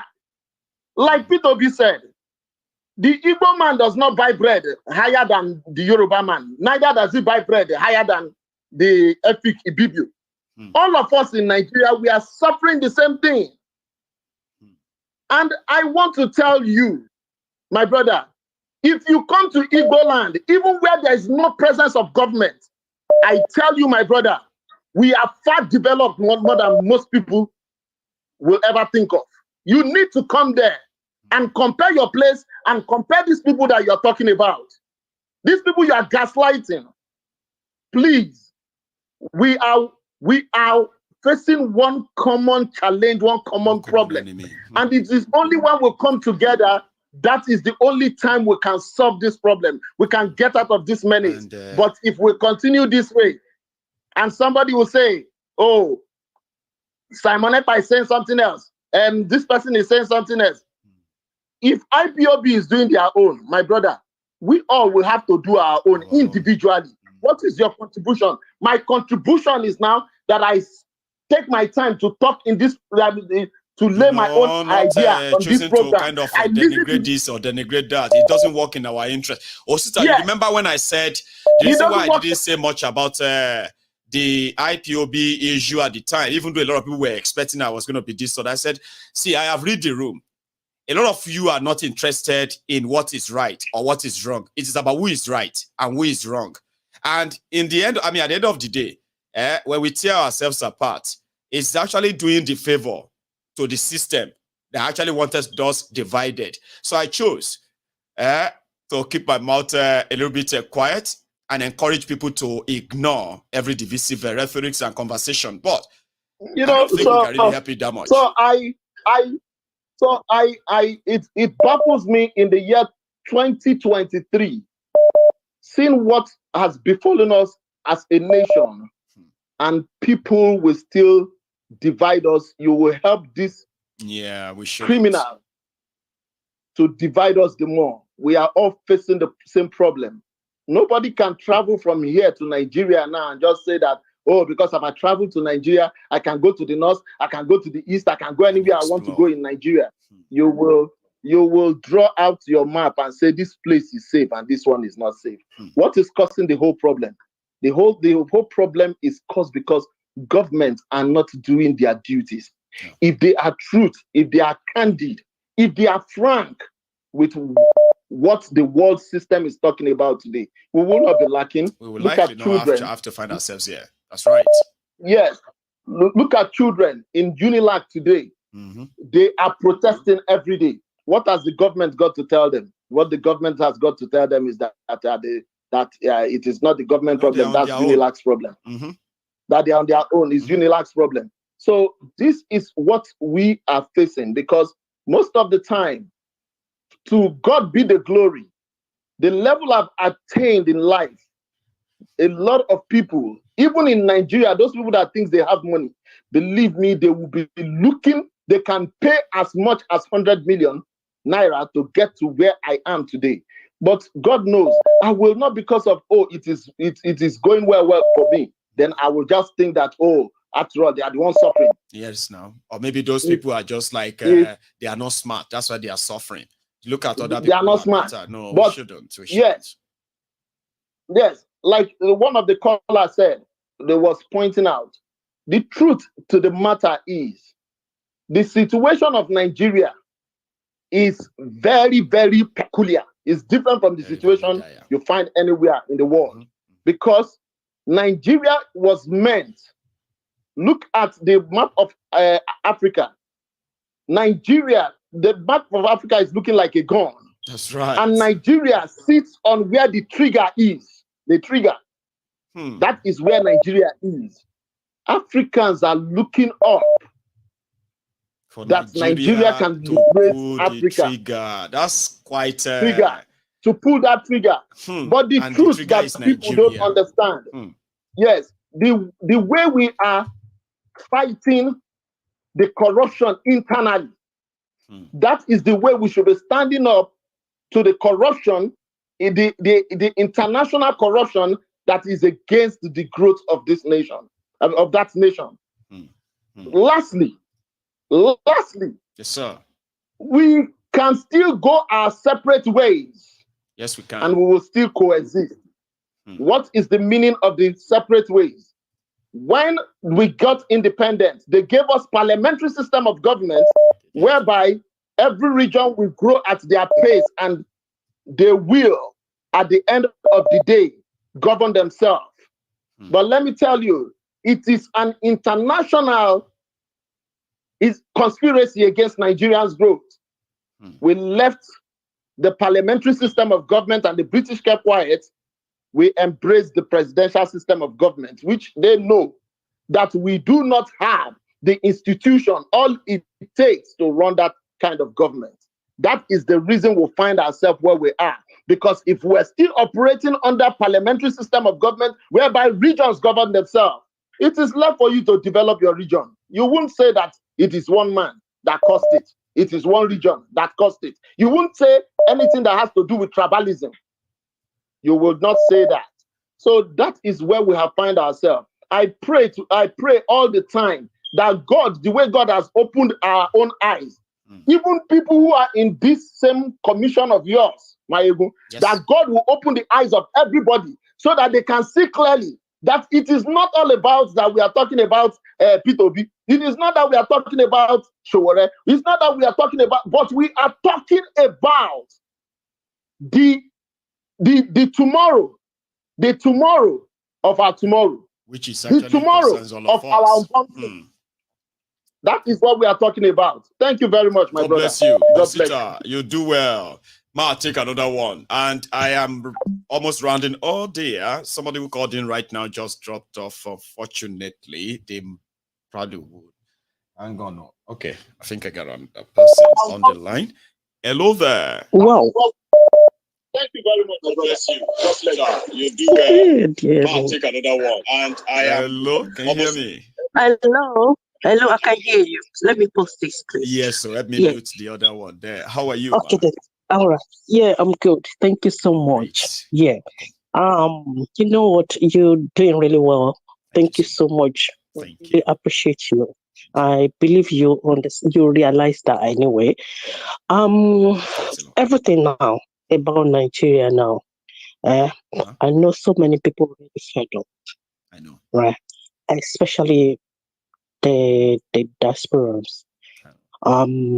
Because even back home, all these people we are really trying to like help out, or how do I put it? Because that we are really concerned and worried about them, you know. But the thing is, these people, they're not encouraging. I know.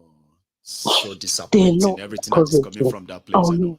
They even when you talk to them, the way they respond.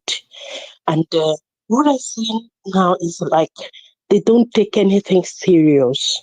Even their lives, they don't take it serious. Yeah, we know that because some people of them will say, "Oh, shake up Badawani. Shall we could kill ourselves up?" Yeah, you know, they will say that. No, we are not saying they should kill themselves. But the thing is, they should be able to just sit down, think about where they're coming from. Because it is what they allowed that will come to stay. They allowed this. Yeah. And that's why it is They staying. allowed this. Yes. Yeah. So now where they are and where this thing is leading them, you know, because it's like there's no hope for these people. I know. But they're not really concerned about it. They hate hearing that. I think this is the high time. People should sit down and they stop like harassing the diasporans like, oh, well, they sit there, they're just there, and they will be giving us all that, they will be like this and that, complaining they should call back home. None of us is coming home. No. Why should we come home? Your Lord and Savior. If you are not willing to save yourselves, nobody's coming to save you. It's a common sense thing now. Common sense. We escape from the contraption. So you want us to come back and help you fight what you're experiencing? Come on. To do what? I know. To do what? So, and they still, all these, they call elites. Oh my God, these people. If you talk to these people. Thank God bless you. They're so selfish. And they don't Some of them will like say, they live in their own reality. It's different from ours. Honestly, even when you we know what is happening in Nigeria more than those people. Because when you tell them, this happened so place, this happened so, or you send it to them, they say, oh, when did this happen? I can't even be bothered. That's what they will say. I didn't know about it. They not care. So all this team is really like, it's so alarming. Sometimes I just feel like, what is going on? How do we stop all these things? How do we solve it? I think that's what we are Please, doing right yeah, we are doing it. You know what I mean? The way you feel when you are by yourself and you're observing everything, a lot of people feel the same way. But you know, one good thing about this platform is that when people like you come on, and they express how they feel and all of that, you have no idea of thousands of people that you are actually speaking directly to just now, what you just did right now. You are speaking directly to them because they feel the same way you feel. Now, us talking about it is like us saying that, you know what, we need to go beyond the way we feel now. We need to go beyond the way we talk about it now. And you'll be surprised the number of people that will actually show up when the time is right. And it's almost the time. And honestly, and about this Igbo and this and they are that.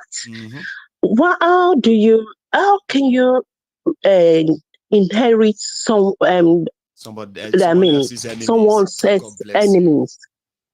How this what happened then what was the result?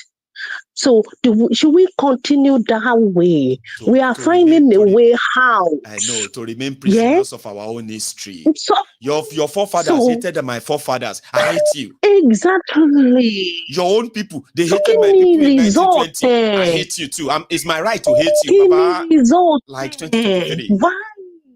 Yeah, they're like the one the guy that stopped yesterday. The one Usita just addressed. Yes. Did you hear what? Hey, this and that. I don't even like them. I don't. Why? You need to begin to look inward anyway, because some of these things don't work for them. A lot of us, we have the Igbos that will tell you, Yorubas this, Yoruba that. And I'm like, this is 2023. A lot of you are actually making, your education, you are actually like making your education look like a waste. If people are illiterate, so do you understand now? If they are illiterate, you will say, okay, they are not lettered. Exactly. What is the essence of our education? If all we learn from our history is that 8. Why should I inherit your enemy? Why? Those people, they've all gone. They've gone. All of those people who did all of that. Me and you, we are here today. We have a chance. We have a chance to set up something that our own children will actually live in peace, harmony, and progress. But if we fail, our own children will turn 40, 50 one day. Imagine them in 20, 30, 40 years' time. They are already fighting the same fight. Please, people should go and check all the government primary, secondary schools back home. Then where they had, they should go and check primary, secondary.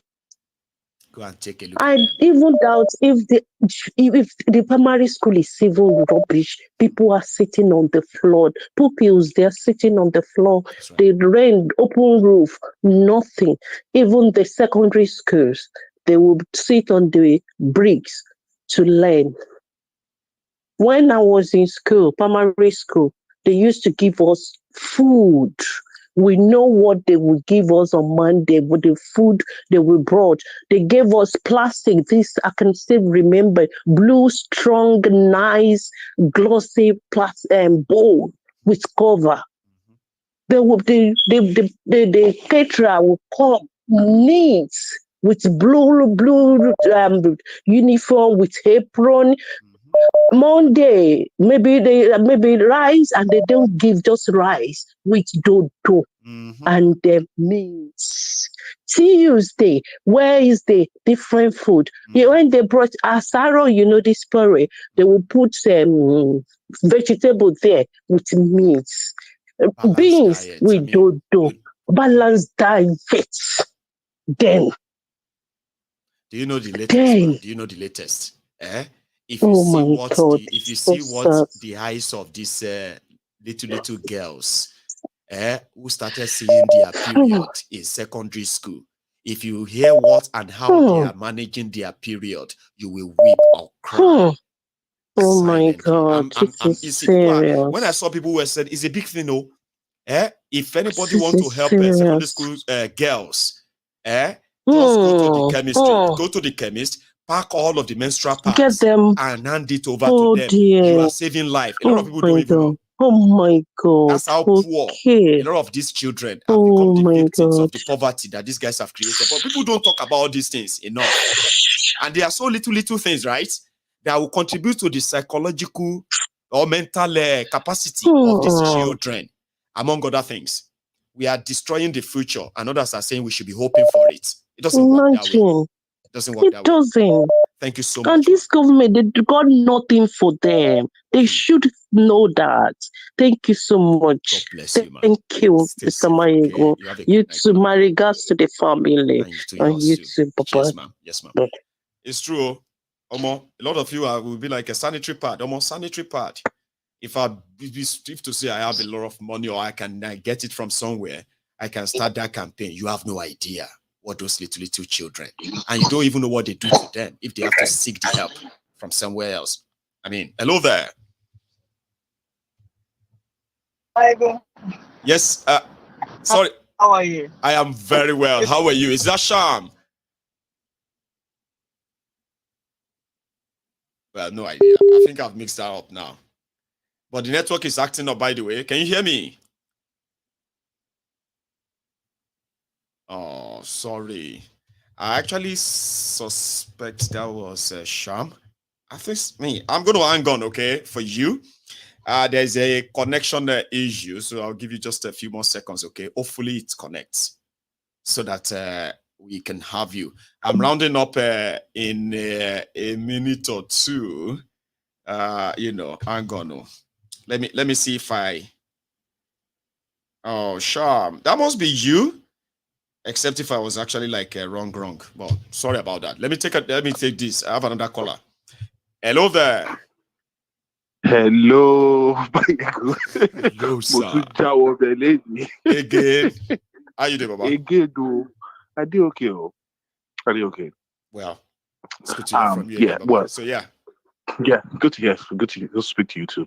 Well, I didn't get the chance to, to thank you for all the good things you do and to say a very big thank you to your family and everybody around you that you call your support system. Thank you very, very much for all you do. Like Maiyegun, I know you know what you do, and you've heard this thing over and over and over again. Thank you very much for how you try to dissect everything. Sometimes like I don't understand how people like this whole hatred and this whole division that we've inherited from our ancestors. It's never ending. Like, ladies and gentlemen, we cannot go forward. We can't make any meaningful progress if we carry on this hatred. It's not going to serve anybody good. No. I don't understand how, not liking a particular tribe, I don't understand how that is going to contribute to your own development as, as a different, how is that going? What does that? Some of these that thing they will say, that thing they say all the time, right? If you hold somebody down, they go anywhere. You self know they go anywhere. You don't know. You're not going anywhere. If you hold me like this, say, they go anywhere. Say, stay here. You self know they go anywhere. Now, two of us know they go anywhere. So to whose interest is now this whole thing now? Guys, like, and what pains me most is majority of people who who carry this narrative, majority of them they live abroad, for God's sake. You live in another man's country. I know. You live in another man's country, you are benefiting all these things, but you still say, oh, when the Igbos come, they like to employ their own. And so fucking what? And so fucking what if I want to employ my own people? Kilo coin. One of the daily like we employ our family. Go and employ your own family too and create your own business. If you don't have money, come, I'll borrow you money. Go and create start business. That's true. No, start business. You cannot employ our family. Just sit down there and be so entitled. There's entitled fucker. What the fuck is your no shame? People you go, you tell this, that. Tell them more. Well, I don't understand. This is not. It's not going to move anybody forward. We need to come together. The main problem is we have a common enemy. We do. These criminals, they are your brother, they are your tribe people, Yes, they are my tribe people. Mm-hmm. Lucky Bidejo destroyed Edo State for 80 years, for God's sake, to your law. He's my brother, he's part of this government. So you think I'll see him now? I'll start saying, oh, because he's my brother. No, you go the commercial for public and say somebody they talk anyhow to Ibinedion. Like go commercial. If I catch Lucky for anywhere about my boss, like, I mean, why, like you said, kill when you're on road, what are they thinking? Right? I defending these criminals. Like, what are you thinking? Everybody, your brother, your uncle, all of them, everybody, we all have relatives who are part of this establishment. We all have kingsmen who are part of this. Those are the people that we are interested in, and not whose tribe did what in 1965 or whose tribe did what in Kiniko. What is wrong with you people, for God's sake? How is that going to give us any meaningful progress? It won't. People are still stealing. We still have criminals in the government. Those criminals, they come from different parts of the country. We are saying this on the Fulani, this, the Yoruba, that, the Kiniko, the Igbo, this, the Igbos employ their own people. Kilo share. If you want to start your own business, go and start your own business. Employ your own people. And don't use that. So, I told you, I said, a lot of us are just looking for a reason. And, just a reason. Why do you not like Yorubas? Man, the Yorubas, they like to always say, Kiniko. I say, is that the reason? Yes, now. I just need the reason. That's all I needed. Just need the reason to say I don't like them. But okay, now fine. But how does that? How does that change anything? How does that help you? How does that change? How does it help your progress? It doesn't. How? Ladies and gentlemen, please, like let's try to. I know Maiyegun is doing it. Maiyegun, we are trying. We are all doing it. So every time people say Maiyegun is this or that, when people like you, all people who calls in, right? When you add all your views, that's what actually makes this platform very kind of ethical, Baba. Let's be honest, though. Because it's that time that people will begin to. I've been in the comment section for too long. I want to be talking now. You need to be calling it. A lot of you people, you're actually matured people. Try to re-educate yourself. There's no need to hate each other. You understand? We can all have differences, but we can still coexist. And when we talk about this, they just love to troll. Some of them actually enjoy trolling. You Igbo, you are useless. He will drop it in the comments. He knows people will react. When we talk about breaking up the country, we don't mean putting knife in the ground and cutting the ground like bread or cutting the ground like cake. We'll not hunting ourselves down because we want to break up. That's not the idea.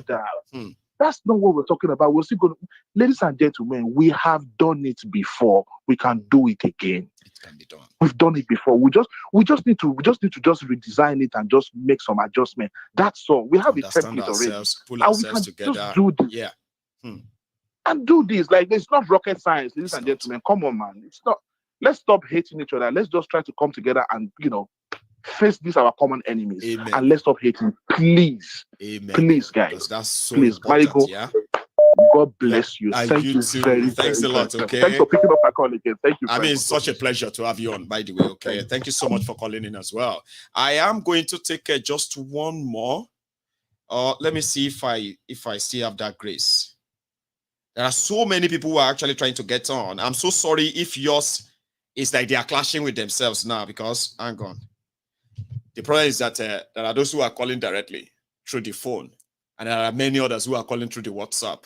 So the problem there is that those who are calling through the phone, they always kind of a first-hand chance. They knock off those who are calling through WhatsApp. So let me go try this. I think I got it.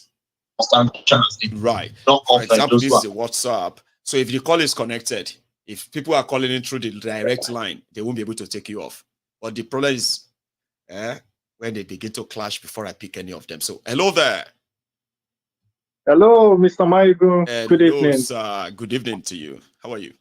Thank you so much for your platform. Thank you very much. much. I just want to give my contribution. Please. You see, the damage Nigeria did to us, the number one damage was the removal of history. A lot of Nigerians don't know their history. And that is the problem. That's why revolution is hard. Because you see some callers calling in and they keep on trying to repair Nigeria. Nigeria cannot be repaired simply because the indigents did not agree to join together. You cannot go to London and tell London, British people, change the name of London, or you come and live together. Nobody can do that nonsense. Nobody. Why should we accept it? We can be peaceful neighbors. This entity, let's repair Nigeria, let's repair Nigeria. Do you think the middle belts today, they would not do anything to have their own ESN to defend them? Or they expect the Igbos to just drop their weapons so that they will be easy targets? It doesn't work that way. Self-defense is a human right. And what we are demanding for is universal. What did Nnamdi Kanu say? That's a lie. Let them pick one thing. He only fought Nigeria with the truth, telling Nigerians the truth. He told Nigerians that the PVC would not work. He did. He told Nigerians a long time ago. Simon Ekpa, they said, arrest him, kill him, just because he told the Igbos not to participate in the election, the scam. So we should embrace the truth. And at the end of the day, they were all right. That's the point that a lot of people should always remember, that even when you kind of call for their heads that time when they were making those pronouncements, but at the end of the day, they were right. After 75 Nigerians were killed to prove it in an election. Exactly. One of the callers that called, his platform, they never talk about a disintegration as an option. They only try to repair. You can't repair what you did not create. Why should black people keep on defending a country built on a slave foundation for the benefit of another country? What? You see, when people tell me Nigeria cannot be better than US, I don't think so. On a level playing ground, we could. Look at their basketball, look at their sport, look at their music. These are Africa. That's the word. Equity, justice, and fairness. Exactly. So black people should stop trading their future. The future is more important than the present. That's the difference between us and another race. We can always trade our present, kill our tomorrow. That's why we are suffering. So the moment we start seeing the importance of our future, the people succeeding today in America are the people that were sold as slaves. If they never left Africa, imagine what Africa would have been like today. So it's deep. It's deep. It's deep, Baba. You can see me just sighing every now and then, like, what? It's like you wrote all this down like was on Mabu, and I was just like, they are deep. This speak to my heart. It speaks to my heart. The greatness of the black man, the white man has already seen it a long time before the black man even knew. We don't hate them. Who are ready to give up today. Give up our tomorrow today. Exactly. And that's why we are suffering. How long are we going to live on earth? How much can they pay you for your future? If you give me £1 billion 2 billion pounds. I would not sell my people. There are so many. I would not, because we are not going to live here forever. No. With 10 billion, when you die, what happens to the money? Gone. Your ancestors, your descendants will keep on suffering. So it's high time we start identifying who are the real prophets. Someone like Nnamdi Kanu is a prophet in the sense that prophets are not magicians. They'll tell you the truth, and they can risk their life by telling you the truth. Today, the indigenous people think a prophet is somebody that would tell them what they want to hear, or do magic, or do miracles. It doesn't work that way. And that's why we are here today. The solution to our problem is we need to go back to the way we were, the way God created us. What we didn't create. That's another very, very deep statement you made, though. You can't fix what you didn't create. Let's be real. We didn't create it. Lord Lugar did not consider our differences, and he told us, you live together. It just makes you a slave when you try to defend what you didn't create. Thank you, Mr. Maiyegun. God bless you. You missed one thing, by the way. Your name, I want to remember you, Baba. Is that all right? My name is Peter.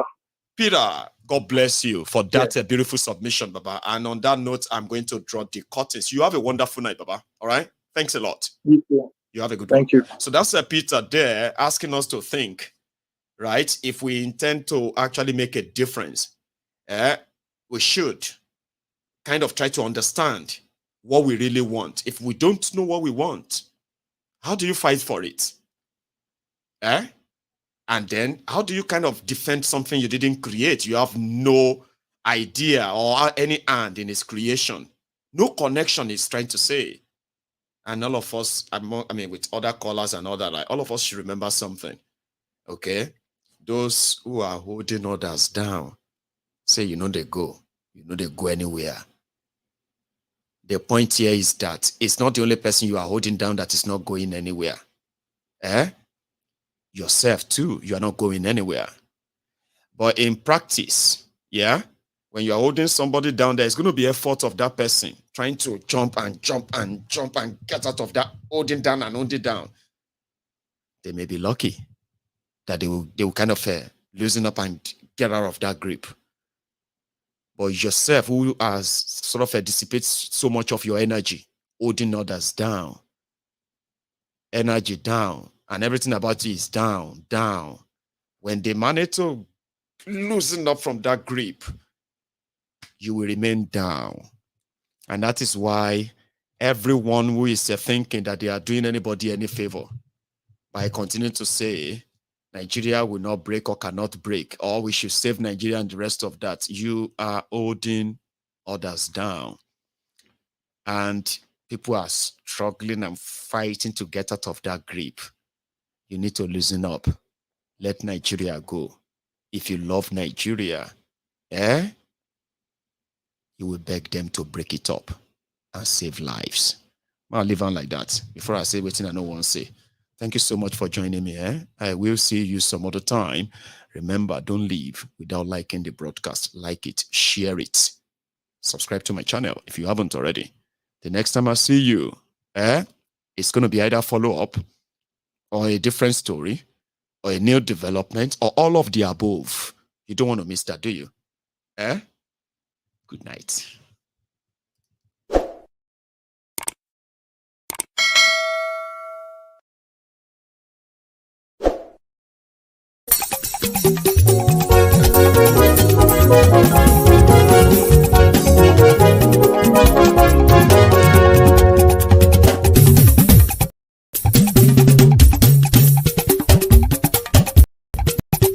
Maiyegun làwa mọ̀ làmọ̀ dódódódó.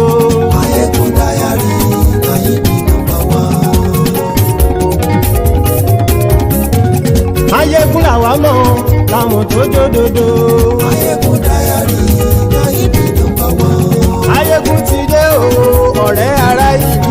Maiyegun Diary, Maiyegun #1. Lórí Facebook, lórí YouTube. Maiyegun Diary, Maiyegun #1. Gbogbo bó ṣe ń lọ ni Maiyegun já wa sí. Maiyegun Diary, Maiyegun #1. Àṣírí ọ̀jẹ̀lú kì í bò níbẹ̀ o.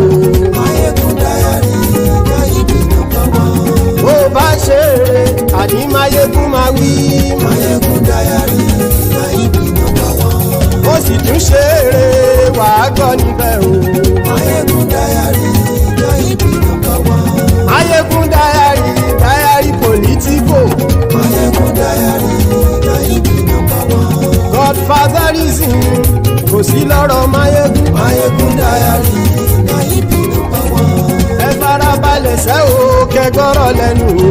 MaiyegunDiary na ibi number one. Àní Maiyegun làwa mọ̀ tó dòdòdò. MaiyegunDiary na ibi number one.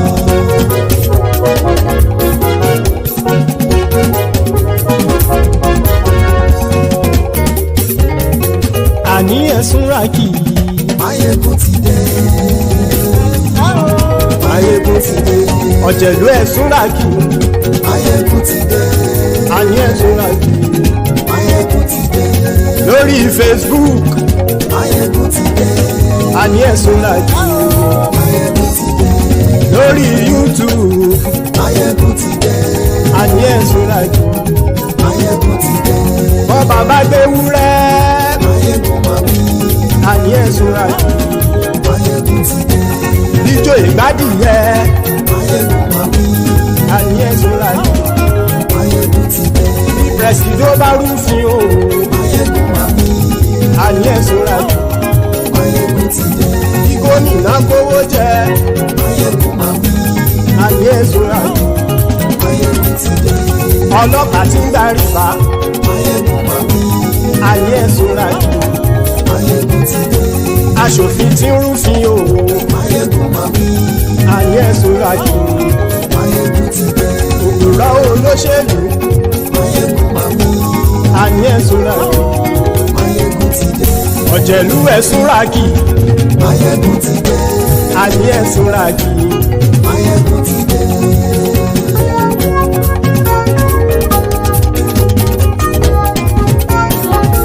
Maiyegun ti dé. Gbogbo ọ̀jẹ̀lú ẹ̀sùn rákì. Maiyegun ti dé. Gbogbo ọ̀jẹ̀lú ẹ̀sùn rákì. Ṣùgbọ́n ní bá ti ṣe èyí tó yẹ kí wọ́n ṣe, ọmọ bá dèrò ní fi wọ́n níran o. Maiyegun ti dé. Gbogbo ọ̀jẹ̀lú ẹ̀sùn rákì. Maiyegun ti dé. Gbogbo ọ̀jẹ̀lú ẹ̀sùn rákì. Ṣùgbọ́n ní bá ti ṣe èyí tó yẹ kí wọ́n ṣe, ọmọ bá dèrò ní fi wọ́n níran. Wọ́n fowó bẹ́ẹ̀ o. Maiyegun ó sọ pé wọ́n ò bẹ́ẹ̀. Wọ́n fowó bẹ́ẹ̀. Maiyegun ó sọ pé wọ́n ò bẹ́ẹ̀. Oníkanṣá ti ṣe èyí tó yẹ kí wọ́n ṣe fáwọn ará ìlú tó gbé wọn débẹ̀ o. Maiyegun ti dé. Gbogbo ọ̀jẹ̀lú ẹ̀sùn rákì. Maiyegun ti dé. Gbogbo ọ̀jẹ̀lú ẹ̀sùn rákì. Ṣùgbọ́n ní má ti ṣe yìí tó yẹ kí wọ́n ṣe, ọmọ bá dẹ́rọ̀ ò ní fi wọ́n níran. Kì máa yí ṣe eré, ọ̀rọ̀ yìí kì í ṣe ẹ̀fẹ̀. Kì máa yí ṣe eré, ọ̀rọ̀ yìí kì í ṣe ẹ̀fẹ̀. Ẹni bá ti lè lẹ́bọ̀ lẹ́rù o, ọmọ bá dèrò kàṣàyè tú wọn síta. Maiyegun ti dé. Gbogbo ọ̀jẹ̀lú ẹ̀sùn rákì. Maiyegun ti dé. Gbogbo ọ̀jẹ̀lú ẹ̀sùn rákì. Ṣùgbọ́n ní bá ti ṣe yìí tó yẹ kí wọ́n ṣe, ọmọ bá dẹ́rọ̀ ò ní fi wọ́n níran. Tẹnitẹni ọmọ Maiyegun ọ̀rẹ́ ara ìlú mọ̀mọ́ ni mo fọlọ́run ṣọ́ ẹ̀ bá kìlẹ́bù. Lóòótọ́ olódodo ìlú ọ̀tá ìlú mọ̀mọ́ ni ìwọ ṣá máa ń ṣọ́ra kò sì mọ́ bẹ̀rù. Bọ́tà ń lè rí bóníṣègùn lé káwọn mọ̀mọ́ fi ṣera wọn ni ó ti dẹrùn tí wọn ò gbọ́dọ̀ sè mọ́bẹ̀. Èèpo ọ̀bọ̀ lọmọ bá dérò tàjẹ́ ò gbọ́dọ̀ jẹ́, ó ti dọba lórí àbínú ẹni kò sì mọ́ fòyà. Àìsíwọ́lu ní ẹnìkẹ́ ìgbódì ẹyin lábàrá o, ó kó ẹni tó bá dán o àkàmù. Maiyegun ti dé. Gbogbo ọ̀jẹ̀lú ẹ̀sùn rákì. Maiyegun ti dé gbogbo ọ̀jẹ̀lúwẹ̀ súnra kí o ẹni bá ti ṣe yìí tó yẹ kí wọ́n ṣe ọmọ bá dèrò òní fi wọ́n níran o. Maiyegun ti dé gbogbo ọ̀jẹ̀lúwẹ̀ súnra kí. Maiyegun ti dé gbogbo ọ̀jẹ̀lúwẹ̀ súnra kí. Ṣùgbọ́n ní bá ti ṣe yìí tó yẹ kí wọ́n ṣe ọmọ bá dẹ̀rọ̀ òní fi wọ́n níran.